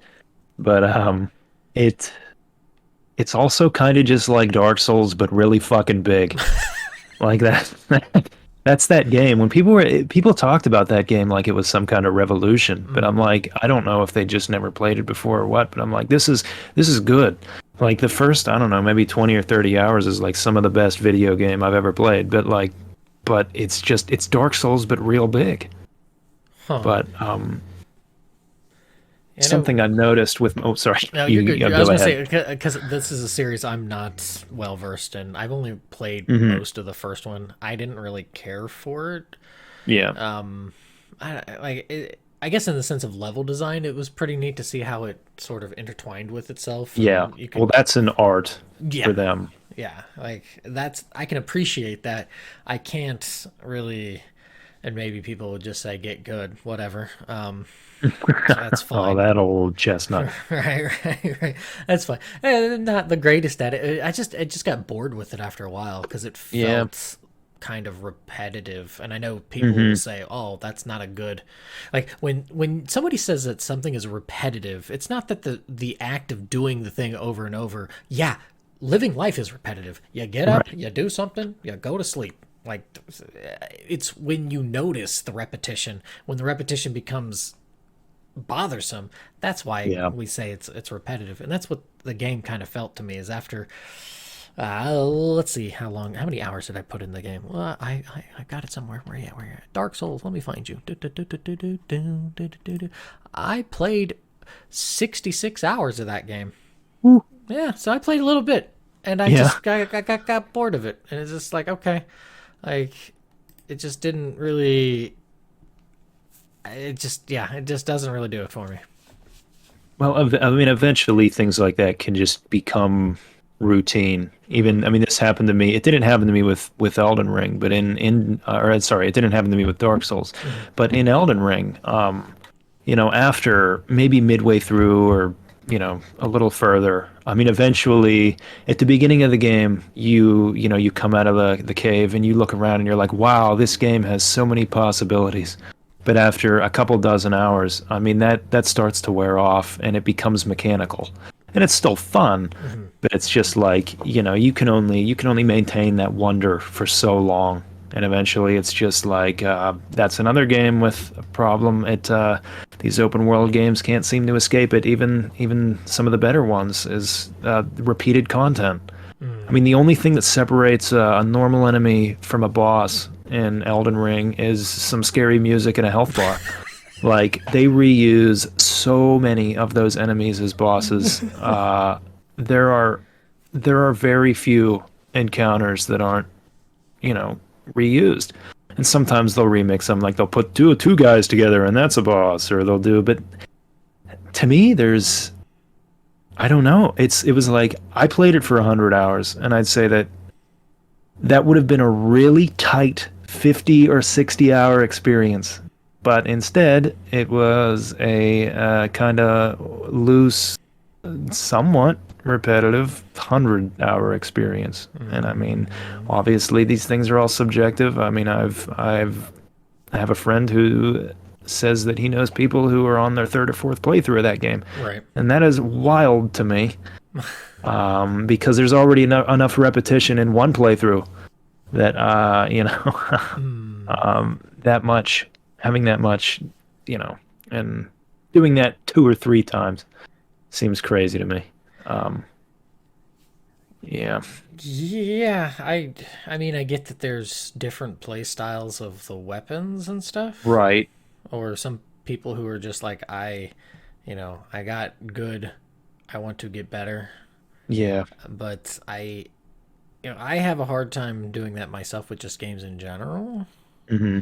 I can kind of do that with Mega Man games, but they are also 30 to an hour long experience. Right. Maybe a little bit Yeah. longer, just kind of. So it's like I can tolerate that. I can do that for a Castlevania game because Right. they're a little bit more bite sized. But when you're getting into, oh yeah, this is gonna take some days, and it's like I can't. Yeah, I mean, like I was talking about that a shooter I was playing earlier, Kamui. I mean, I've finished that game 5 times, and I've just been drilling on stages, and like, I mean, that's fun. It's repetitive also, but it is repetitive in another way. It's like repetitive in a way that, like, okay, I am learning and I am improving, but it's not repetitive in a way that's like, okay, I'm kind of starting to see the seams here. With the open world thing that I'm going to take a swipe at this because this is something that is always stuck in my craw that has annoyed me to no end. Like, I may like Twilight Princess, and I get that it's probably more for me. It's not the fields. It's more of just the cinematics of certain things, the battle on the bridge, just the aesthetic as well. It's something I really appreciate. The shootout at the OK Corral kind of thing. Like, there's a lot of stuff in Twilight Princess that I really enjoy. That game gets slammed for having a boring open world, right? Like, they always, Hyrule Fields is just empty. Ocarina of Time. Everybody's greatest game, God's gift to man until Breath of the Wild came out. Right. Everybody always loved that game, but that open world bits of just Hyrule Fields yeah, I get it's not fully open world because you have to do certain things and like it's, Right. but just the hub, we'll say, of Hyrule Fields always bothered me because that felt so Yeah, it's empty. empty. Yeah, Big for the sake of being big. yeah, and it's trying to, and that's where you start skewing into things like that. Like, serious, we never even really mentioned here, but have you played much in the Grand Theft Auto games? Oh, very little bit. Not Yes. not a whole lot. I've never owned one. Okay, I had three way back in the day. Yeah. That it's the same sort of thing. It's like, oh, here is a city. Have fun. Yeah, certainly there's a story, and that some people really like the stories to them and stuff. I could Right. never be bothered to. Like, I was just one of those psychos that was like, oh, okay, let me do the code, and then I've got all the guns. I got Yeah. cool vroom vroom. Oh, and then just mayhem. It was Hmm. postal without being postal. Right. you know, it's just, and I get bored with it, and I don't even want to do like the story because the story stuff certainly starts off very mundane and works its way up, but it's just that Yeah. mundanity is just like Right. it's just more of a time sink, and plus the kind of edginess of it really Yeah. doesn't it doesn't really speak to me now, and outside of Right. just being stupid as a kid, it just doesn't really hit the same for me. It's kind of like, oh, Hmm. okay, I'm good. Like, And that is a developer who also tries to do the everything game. It's a driving game, and it's a racing game, and it's a shooting game, and it's got a quote deep story, I guess. So some people like are into that sort of thing. mm, Um, and then it's not, like I haven't played them, so it's not really, I guess, up to me to decide how well they succeed at that. But that's just doesn't doesn't really appeal personally. mm. Well, I think this also kind of touches on what you've highlighted for Monolith's efforts, is that it doesn't feel like there's as much of an interesting thing. You see this with like a lot of big cities, um, or they're just like metropoli. Hmm. They all have this sort of sameness about them, and that's Right. not everywhere, but like, yeah, I see it in the States. There's like, oh, go drive on the freeway for about like, I don't know, 6 hours. Hmm. You'll run into the same sort of thing a lot of times. It isn't Right. until you get to those like smaller towns or something that you get some like really interesting quirks, or like smaller districts that are just kind of gobbled up by cities and stuff that you might find, oh, this is a really neat area. Right. And I feel like that's the same thing because they're trying to just make this super expansive. It's there's not a lot of, and I think, no, I said this There's before. nothing on the way to the cool thing. Yeah, there's just not a lot of character. It's almost like Right. it dares you to be like, hey, be interested in me, Yeah. and that's it. It's like, Shadow of the Colossus kind of has a world like that. I like that game, but yeah, it's but kind of everybody, just it's all about the Colossi. It's not like, yeah. or the big bridge that you can't get onto, or climbing the giant cathedral thing. Like, Yeah. outside of that, there's maybe a couple things, but it has generally to do with, oh, there's a colossi in this underground Yeah. coliseum thing. That's kind of cool. Yeah. And I guess that doesn't take too long to get anywhere. So like I'm not against like all traversal, but it's like No, but are you going to any of those places? Are you just holding up the sword, seeing where the light's shining, and going, okay, yeah. yeah, Yeah. That tends to be how I play that. right, right. And then I too love Shadow of the Colossus. It's one of my Hmm. favorite games. That game is just great. Music is phenomenal, but yeah, that open world is like, oh, let's go find the random tree with the snake thingy to increase the health or strength grip or Right. what. No, I'm good. I'm just gonna shoot this colossi in the eye. Yeah.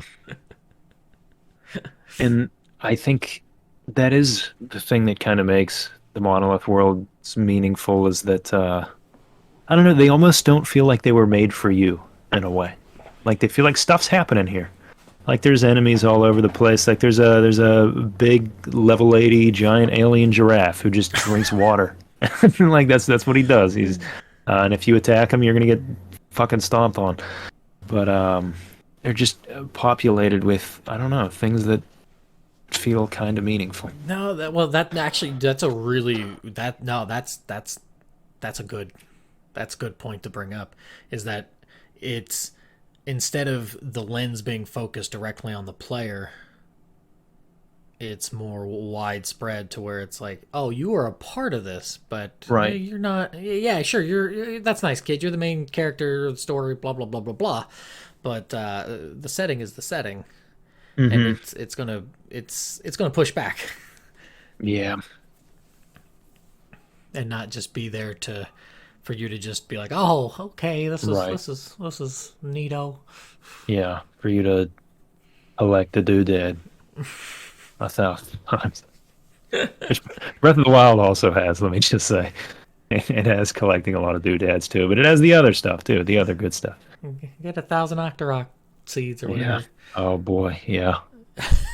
The Korok seeds. I think there's like I think literally 900 of them or something, or it's like Yeah. 700, something like that, Good like a lord. ridiculous amount. But they're also like now, some of this I wonder how much is like how is this horrible because it's inherently horrible and because it encourages these things, or is it horrible because some of us are beings who can't not do everything? Like I certainly am one of those people who I can play a game and leave some content unfinished.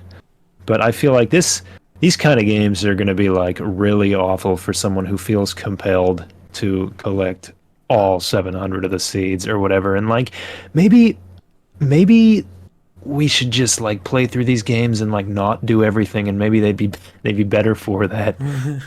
Like maybe not everything is meant to be discovered. Maybe you just discover some stuff and then call it a day. I think I might skew to that like neurotic. I need to do everything Yeah. to a degree. I've certainly gotten better about not 100 trying 100%. I think part of that is I think a good game that does this um and classic Super Metroid. Yeah. It gives you that, oh, you got 67%. You completed this in 2 hours and 3 minutes. Right. Kind of thing. And it's like, oh, okay.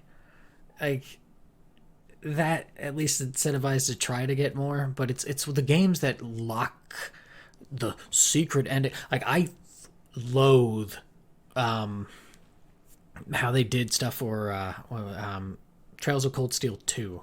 Mm. Like, there was something you had to do, and then you had to play through the game again or Oh boy. something.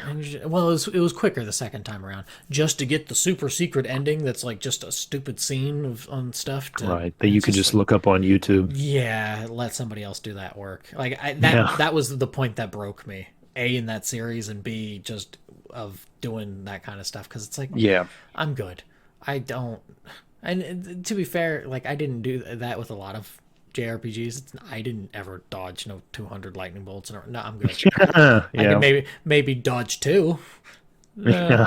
not 200, but you just get to a point where it's like, the one that I would not kind of, but I did do that for was Final Fantasy 9. Oh, okay. Like, Ozma, you're dying. Chocobo Hot and Cold, I love that mini game. Like, I know some people think it's stupid. Well, it's my kind of stupid, because que. But It's better when you can do the 4 times speed option. no, That makes it better for me, as I say, it which is a the newer slow. versions have. It's certainly slow starting, and you're just infuriated half the time to be like, oh, cool, my time ran out, and I found one thing. Thanks, game. Right. But like that, or getting like the Ultima Sword and stuff in that. Yeah. It's just, if it's a game that I really like, I'll make an effort for. Oh, But sure. it's at this point where I'm just like, I can't. Like, even Yeah. with Xenosaga. not Xenosaga. What did I say? Xenoblade. Even with Xenoblade, I, as much as I love that game, I've only played about 12 hours of the Switch re-release, Okay. but I haven't gone to gotten to the point of going to the new areas that are in the game, or been like, oh, I need to go and find this. I need to do this side quest. I gotta do this. Da, da, da, da, da. I'm like, Right. I'm good. Yeah, I mean the side quests in that game aren't that great, and it's like I've heard people defend kind of not so good side content in games by saying, "Well, you don't have to do it." And it's like, "Well, no, but does that mean it should suck?" Well, that it's like, why is it in here other Yeah, than exactly. it's an avenue to get more resources, I guess. Sure, but if it's an avenue to get more resources, but it's not interesting, then well, Yeah, yeah, just give me the resources then. right. Just like if it's like I've heard that argument too. Well, it makes grinding easier. Well, why don't you just remove the grinding then?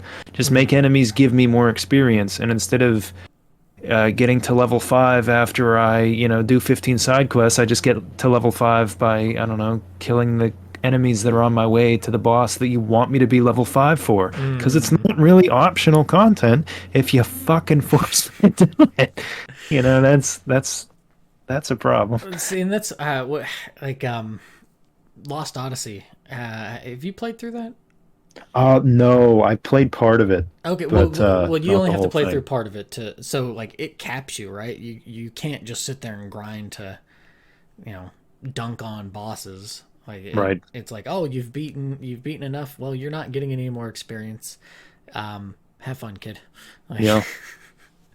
Well, the like, Ys games do that also. that's true. It's like a soft cap where Yeah. it's like, okay, you can get experience, but you're going to get one. With So it pretty much tells you that, go beat the boss. to go do well, so how do you think something like that would help open world if there were soft caps or something? Maybe, but then I think people would kind of complain that that I'm not getting enough experience for, fulfilling my obsessive compulsive disorder or whatever. Like, I don't know. I think just more. The problem is that I think they could use more meaningful content, but I mean that stuff takes time, and these games are so big. That's the problem. Is like you want meaningful, non-repeated content, but like these developers are struggling to get these games out as is. Like it's amazing to me that Xenoblade 3 didn't get delayed. They pushed its release date up. Like that is one of the few games that I've ever seen that happen to, and probably the only of that scale.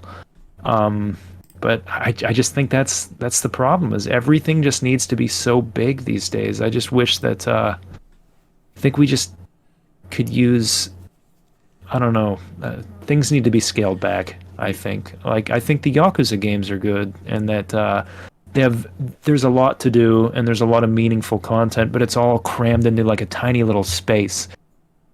Okay. So those are nice, very dense worlds. I think that maybe that's the future. More like that, and what was the latter Deus Ex game, Mankind Divided? Oh yeah, and Yeah, kind of added that one too. that's oh, I just had a thought, and then shoot, I had a Well, that thought and it one just escaped me. I hate when that happens. I know, right? Oh man, yeah, because there's the soft cap. Yeah, that's probably a better way to do it. Is just to condense it so it's not just the Yeah. sprawling bit, and you go that route. But that, I guess, the trickiness of that is something that maybe some people. Oh, I know what I thought is about that. Is that it almost reminds me of like novels, and Hmm. I kind of touched on this with, hey, cut out the side content and stuff. I think of like really thick novels like Les Miserables. Hmm. Hugh, there is absolutely no reason for the 150 some odd pages of the French, I think it's the French Revolution War, or French Revolutionary War or something. There's or like a battle. There's like I think it might be battle like of Waterloo. That it details. Beautiful. It's fantastic. It's a beautiful piece of writing. What the hell it has to do with Like The author really liked it. That's why. right. It's like it just does. It's really disjointed, and it comes in at like 2/3 or 3/4 of the way through the book, and you're like, and the book is like Right. 1,100, 1,200 pages. Same sort of thing, right? Where it's like, oh, it's super big, but the points that you get are just sort of like, it's almost like going looking through a fountain, and you find like you know, a 50-cent piece or something. You're like, oh, that's pretty Hmm. neat. And then you just find nothing but pennies all throughout. And Right. then you might find another 50-cent piece, or maybe it might be a dollar coin. You're like, oh, that's pretty neat. When instead you can just kind of turn a lot of those pennies into quarters or Right. dimes or something and just kind of smush it together. Like instead of your game having like 50 dumb bullshit side quests, maybe it could have 25 really good ones. Yeah, it I don't was know. when I was trying to put the game stuff together for what Matt and David what we were doing we always joke about the we need the get 10 wolf pelts. Oh boy. I've got 10 wolf pelts enough times. I have kill 5 giant rats. All right. Right. I guess. Again, I'll do that. Fine. Right. Uh, like the how many of the Elder Scrolls games have you played? I have played a very little bit of Morrowind, quite a bit of Oblivion, and very little of Skyrim. Okay, so with those are open world ish. Hmm. So I mean, there is the main thing, especially like Morrowind. It's like, oh, okay, sure, have fun, kid. Like, I'm just gonna be in my crack den being a spy. Like, Right. just come back to me at some point. We need to figure out this whole thing out. Right. Like, because I haven't played much of. I think I've actually played more of Skyrim than I have Oblivion. Okay. But like, not all of those quests, but there are at least some really good amount of those quests that are like, oh, there's something interesting to do here. Right. Not always. There's a lot of crud there Right. as well. But is there any like in Oblivion that you can think of that are like, yes, this is Only maybe major quest lines. Like I remember, no, I don't remember a lot of specifics because it's been a while. But okay? like the Thieves Guild, quest line or anything like that. Like those kind of bigger ones. But that's really, I mean, all that comes to mind. It's been a while. Mm. I think that's also part of the problem of the lack of depth when it comes to an overworld or like a Right. open world, is that they don't have the guilds, or if they have the guilds, they all kind of do the same thing of, oh, do collect this. It's a Right. collectathon, but it's only a collectathon when we tell you, sort of thing. Right. And I don't know if there's really a good way of trying to navigate around that. I mean, I'm not going to make somebody's game for them. I guess that's where Right. like they have to, like, it's just such a hard balance, right? To be able to like, okay, you're going to be exploring this big old open place, but we need you to care about things. Yeah. Like, how are you going to care about it? Like, the only thing I could kind of think of that would maybe be like a neat way to try to do it is to have some sort of, I think of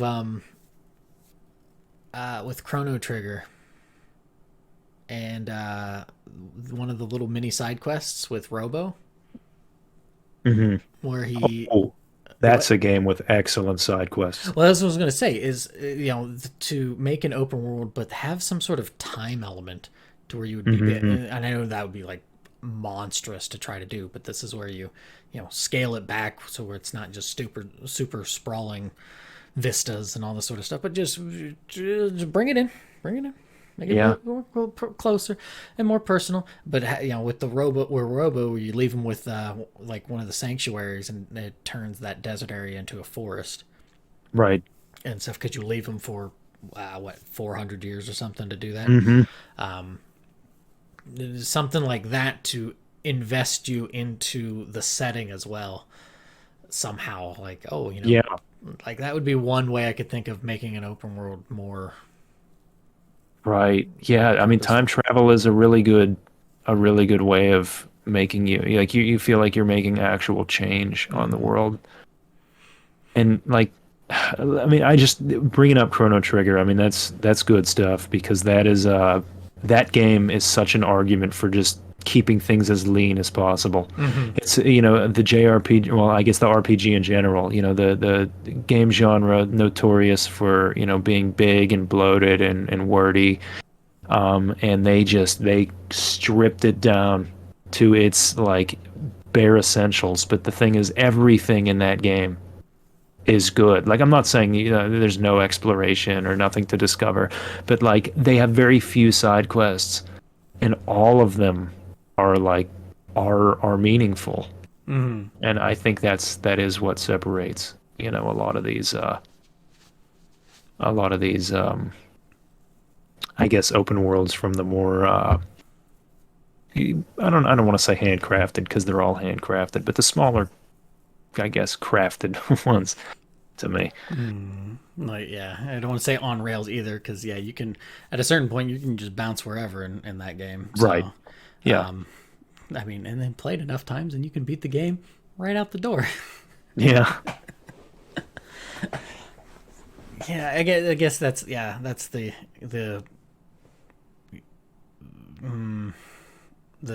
thing about it is keeping it lean and then purposeful and yeah, like of course you can go the opposite route, which is the heady, like something like Xenogears, which is like, oh, Hmm.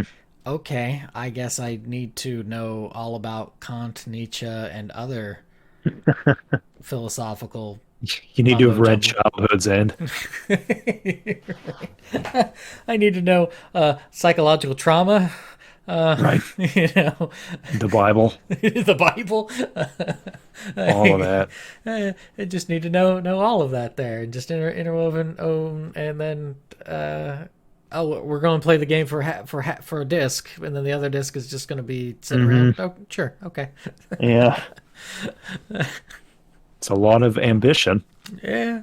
Thanks, Final Fantasy VIII, taking that money away. Thanks, Final Fantasy Yeah. VII, for doing so well to take that money away. Yeah. Poor Oh, Takahashi. Sprite games. Ugh, not on my PlayStation. Oh goodness. So is there anything else you want to kind of ping on for this, or? I don't think so. I think I've I don't know, made people hate me enough, I guess. I think it was a good exhaustive, just kind of bouncing in different areas. Like, cause yeah, when you picked this topic, I didn't exactly know where to go with it. That was one of the original topics, right? That I had Yeah. from the first half run of Rambling Weekly. So it's been 6 years or so. Like it's been sitting there. So it kind of collected a lot of dust. Jeez, and that's I mean it almost like I felt like it was just like super prescient because it was like open world games. That's the thing now. That's the big way of doing things. You're almost surprised when a AAA game isn't open world at this point. So like I just kind of figured that was like you just saw that and you're like, all right, well, here's the open world thing. But no, that's been a brewing. That's It neat. has been a brew. I still have the original piece of paper that I wrote that on too. So there's a few of those topics that you saw that I had that I just transferred to a notepad, but I still have like the original papers just to be like, I have Okay. it, I prove it, which is just stupid because it's like, who am I proving this to? Right. But yeah, so we're gonna take a break and then we'll come back and we'll do the quote and then wrap this one up in a nice tiny bow and be on our merry way. So Sounds good. yeah, so stick around.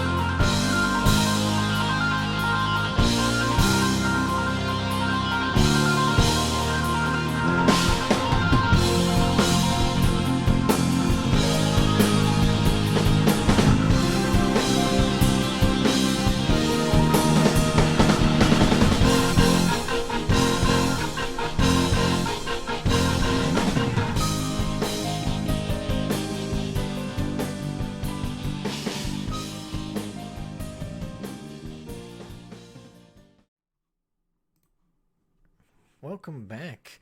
That tune there was another bit of creative genius from Sakuraba there, and it is another Star Ocean 3 song. It's Nascent Pulse. Well, that one's Star Ocean 4. Is that one 4?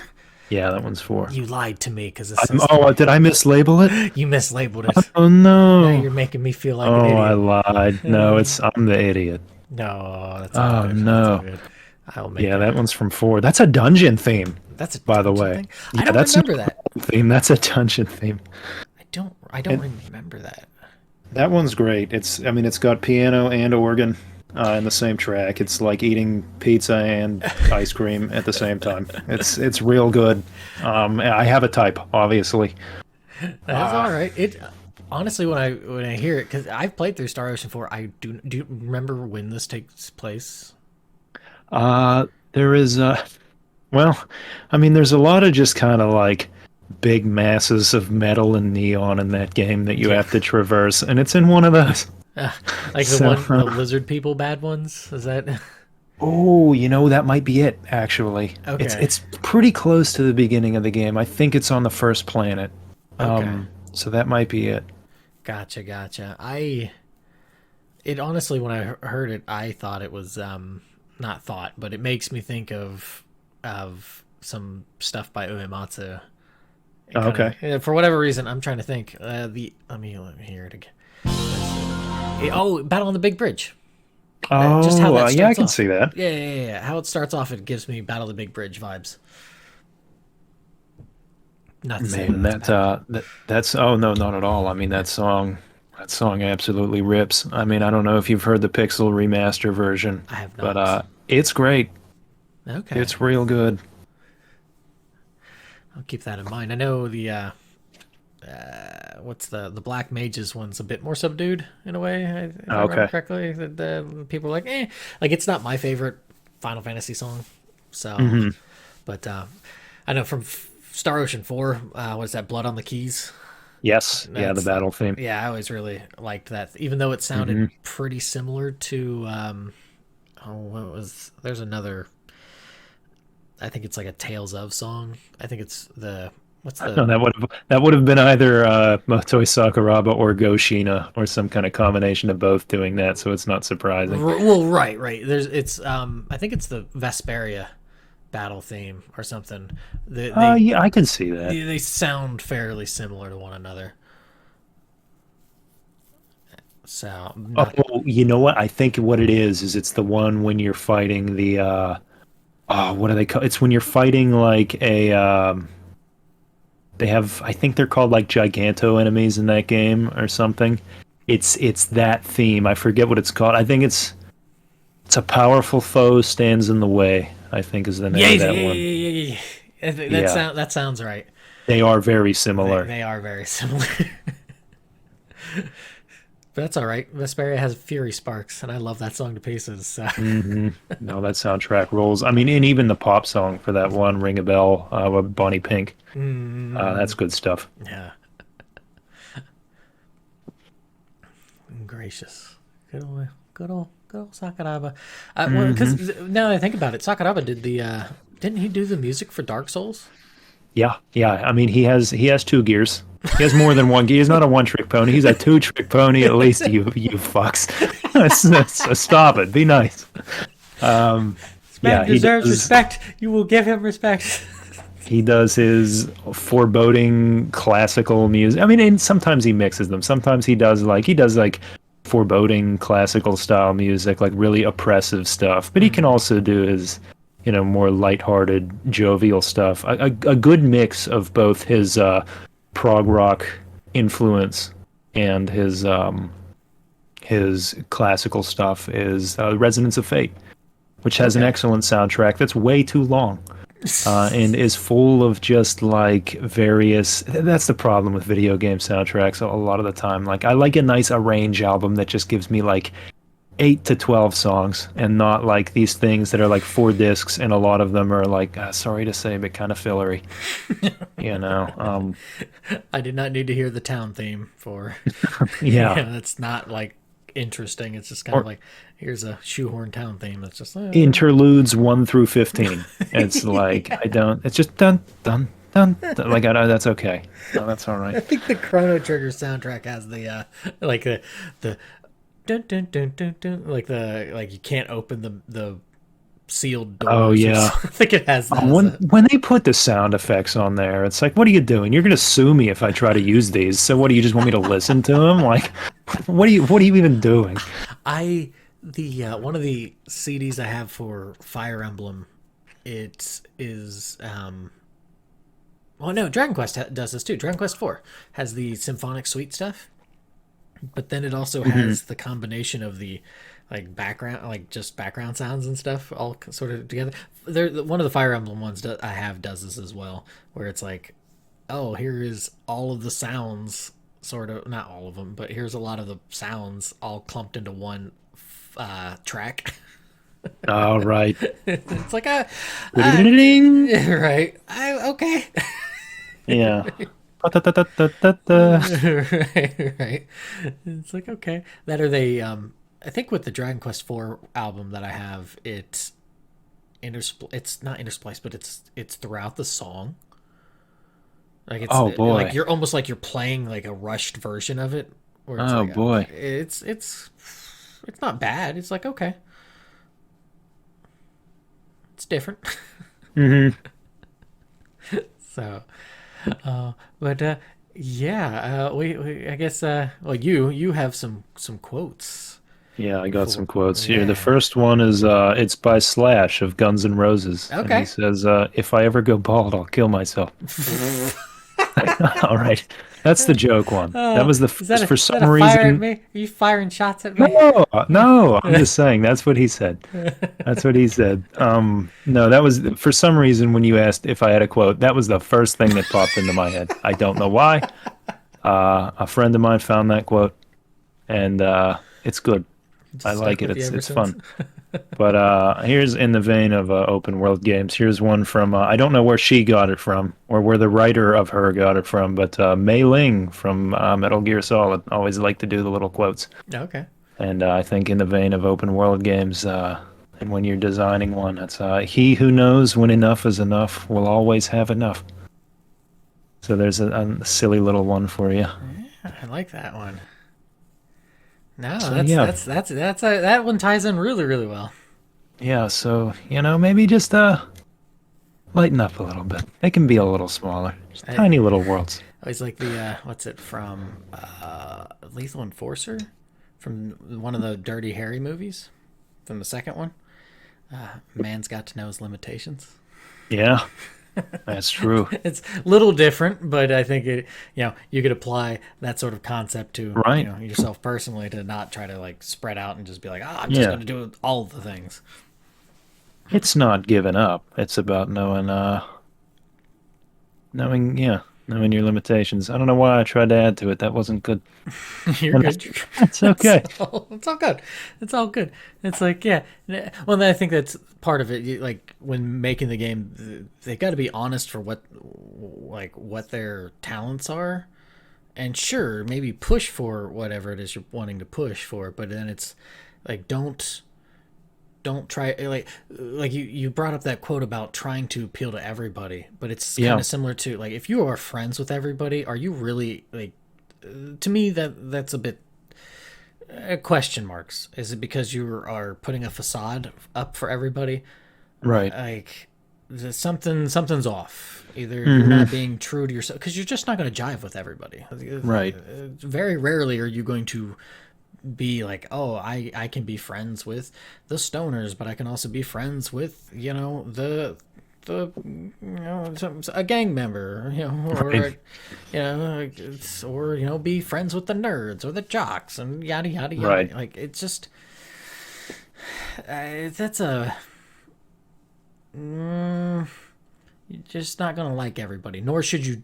Nor is that I think a Right. healthy approach to take to try to appeal to everybody, and I think especially when it comes to the business decision for making art, Yeah.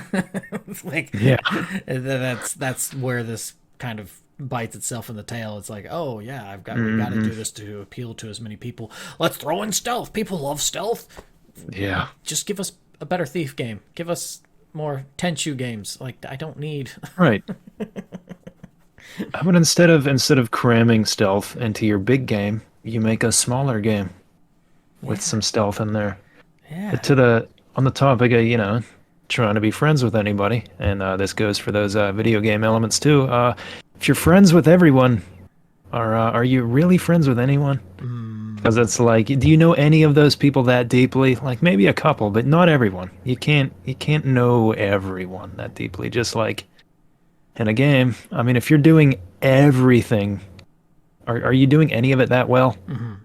Probably not. Just do one thing. Just do one thing, one or two things really well. Keep the verbs to a minimum. One or two verbs. Oh yeah, don't. Yeah, and that's an interesting thing with writing too. Is I always see the like they don't like like a lot of the editors and others will say don't ever use rip out the adverbs. Don't use those. Spoke grandiloquently or what have you. I know I have a problem sometimes using adverbs, but I don't know. It's kind of an interesting thing because it's like, do the adverbs or just do the action and let the action speak for it, Right. kind of thing. And I think there's a balance that you can make with that. You don't want to just be like, oh, he spoke quietly, but sometimes there is a point where you want to stress that it's, he said it quietly, kind of thing. There's just a different intonation to it. There's just a different kind of vibe. So I think I don't know where I'm going with that, other than just other than not to say that only one way is a good way. Like just try to Just strike have a little focus. have a little focus. Know who you are, I guess. Yes. Know thyself. And it as long as you know yourself and that you trust yourself well enough, and I get it, more group collaborative efforts or quote unquote under the oppressive thumb of the company you work for, it might make that a little harder. But at least in the sense of indie, I think that's where they're able to make the games that they want to make and are having a better time with it, instead of with the AAA stuff where they're just like, oh shoot, well we need to. If we don't sell 16 million copies, then we might as well have not sold any. Right. Kind of thing. Just like, oh, cool. Thanks. So, yeah. Anything else you'd like to add? No, I don't think so. I think that I'll just say that this is my first one of these, and not just a rambling weekly. Like this is my first time ever recording a podcast. It's been a good time. Yeah. Thanks for having me on here. Yeah, thanks for coming on. I enjoy the podcasts, and I think part of it's having a guest is sometimes it can be difficult just because it's like, lining up schedules or something like that. Right. I don't like rambling is a little different because it certainly started pretty heavy with game stuff and then is skewed into whatever territory this is now. It's right. I don't know if I don't know.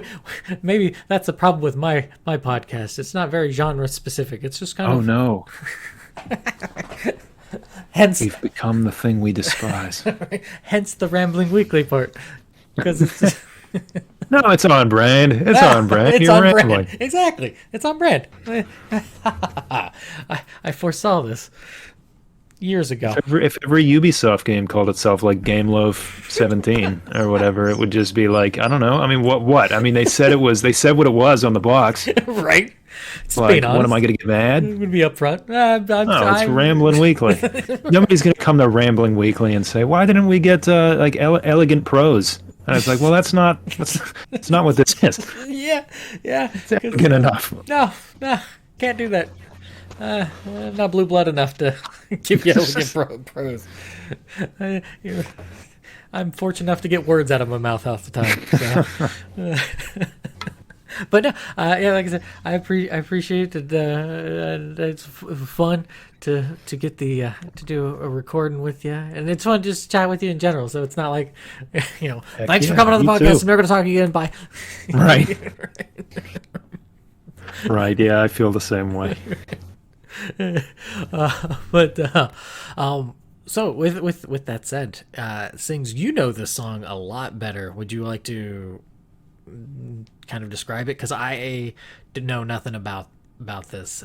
I like the tune; it's a neat little Yeah. tune, but I don't know anything about this.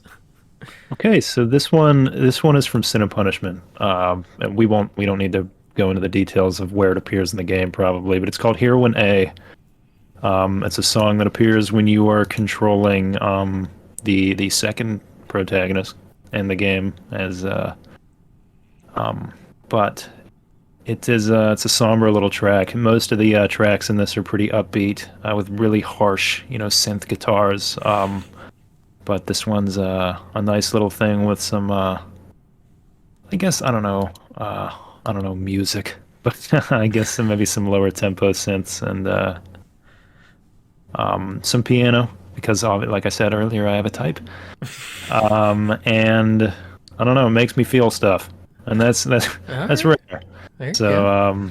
and it was actually the entire soundtrack was done on the Roland SC88 Pro synthesizer, which is the same one that Final Fantasy VIII Oh, was composed on. Which don't ask me to say anything else about synthesizers because I've just exhausted all of my synth knowledge that's on a that little fact. good drop on that though, because I certainly didn't know that. But I'm also not that smart, and not like I'm like, oh yes, my synth knowledge, Right. kind of thing. So Yamanaka Toshiya, what other stuff do you know that they've No composed? clue. No clue. No, I think he was mostly a treasure guy. Okay. And they developed obviously Sin and Punishment, but I don't know what he does now.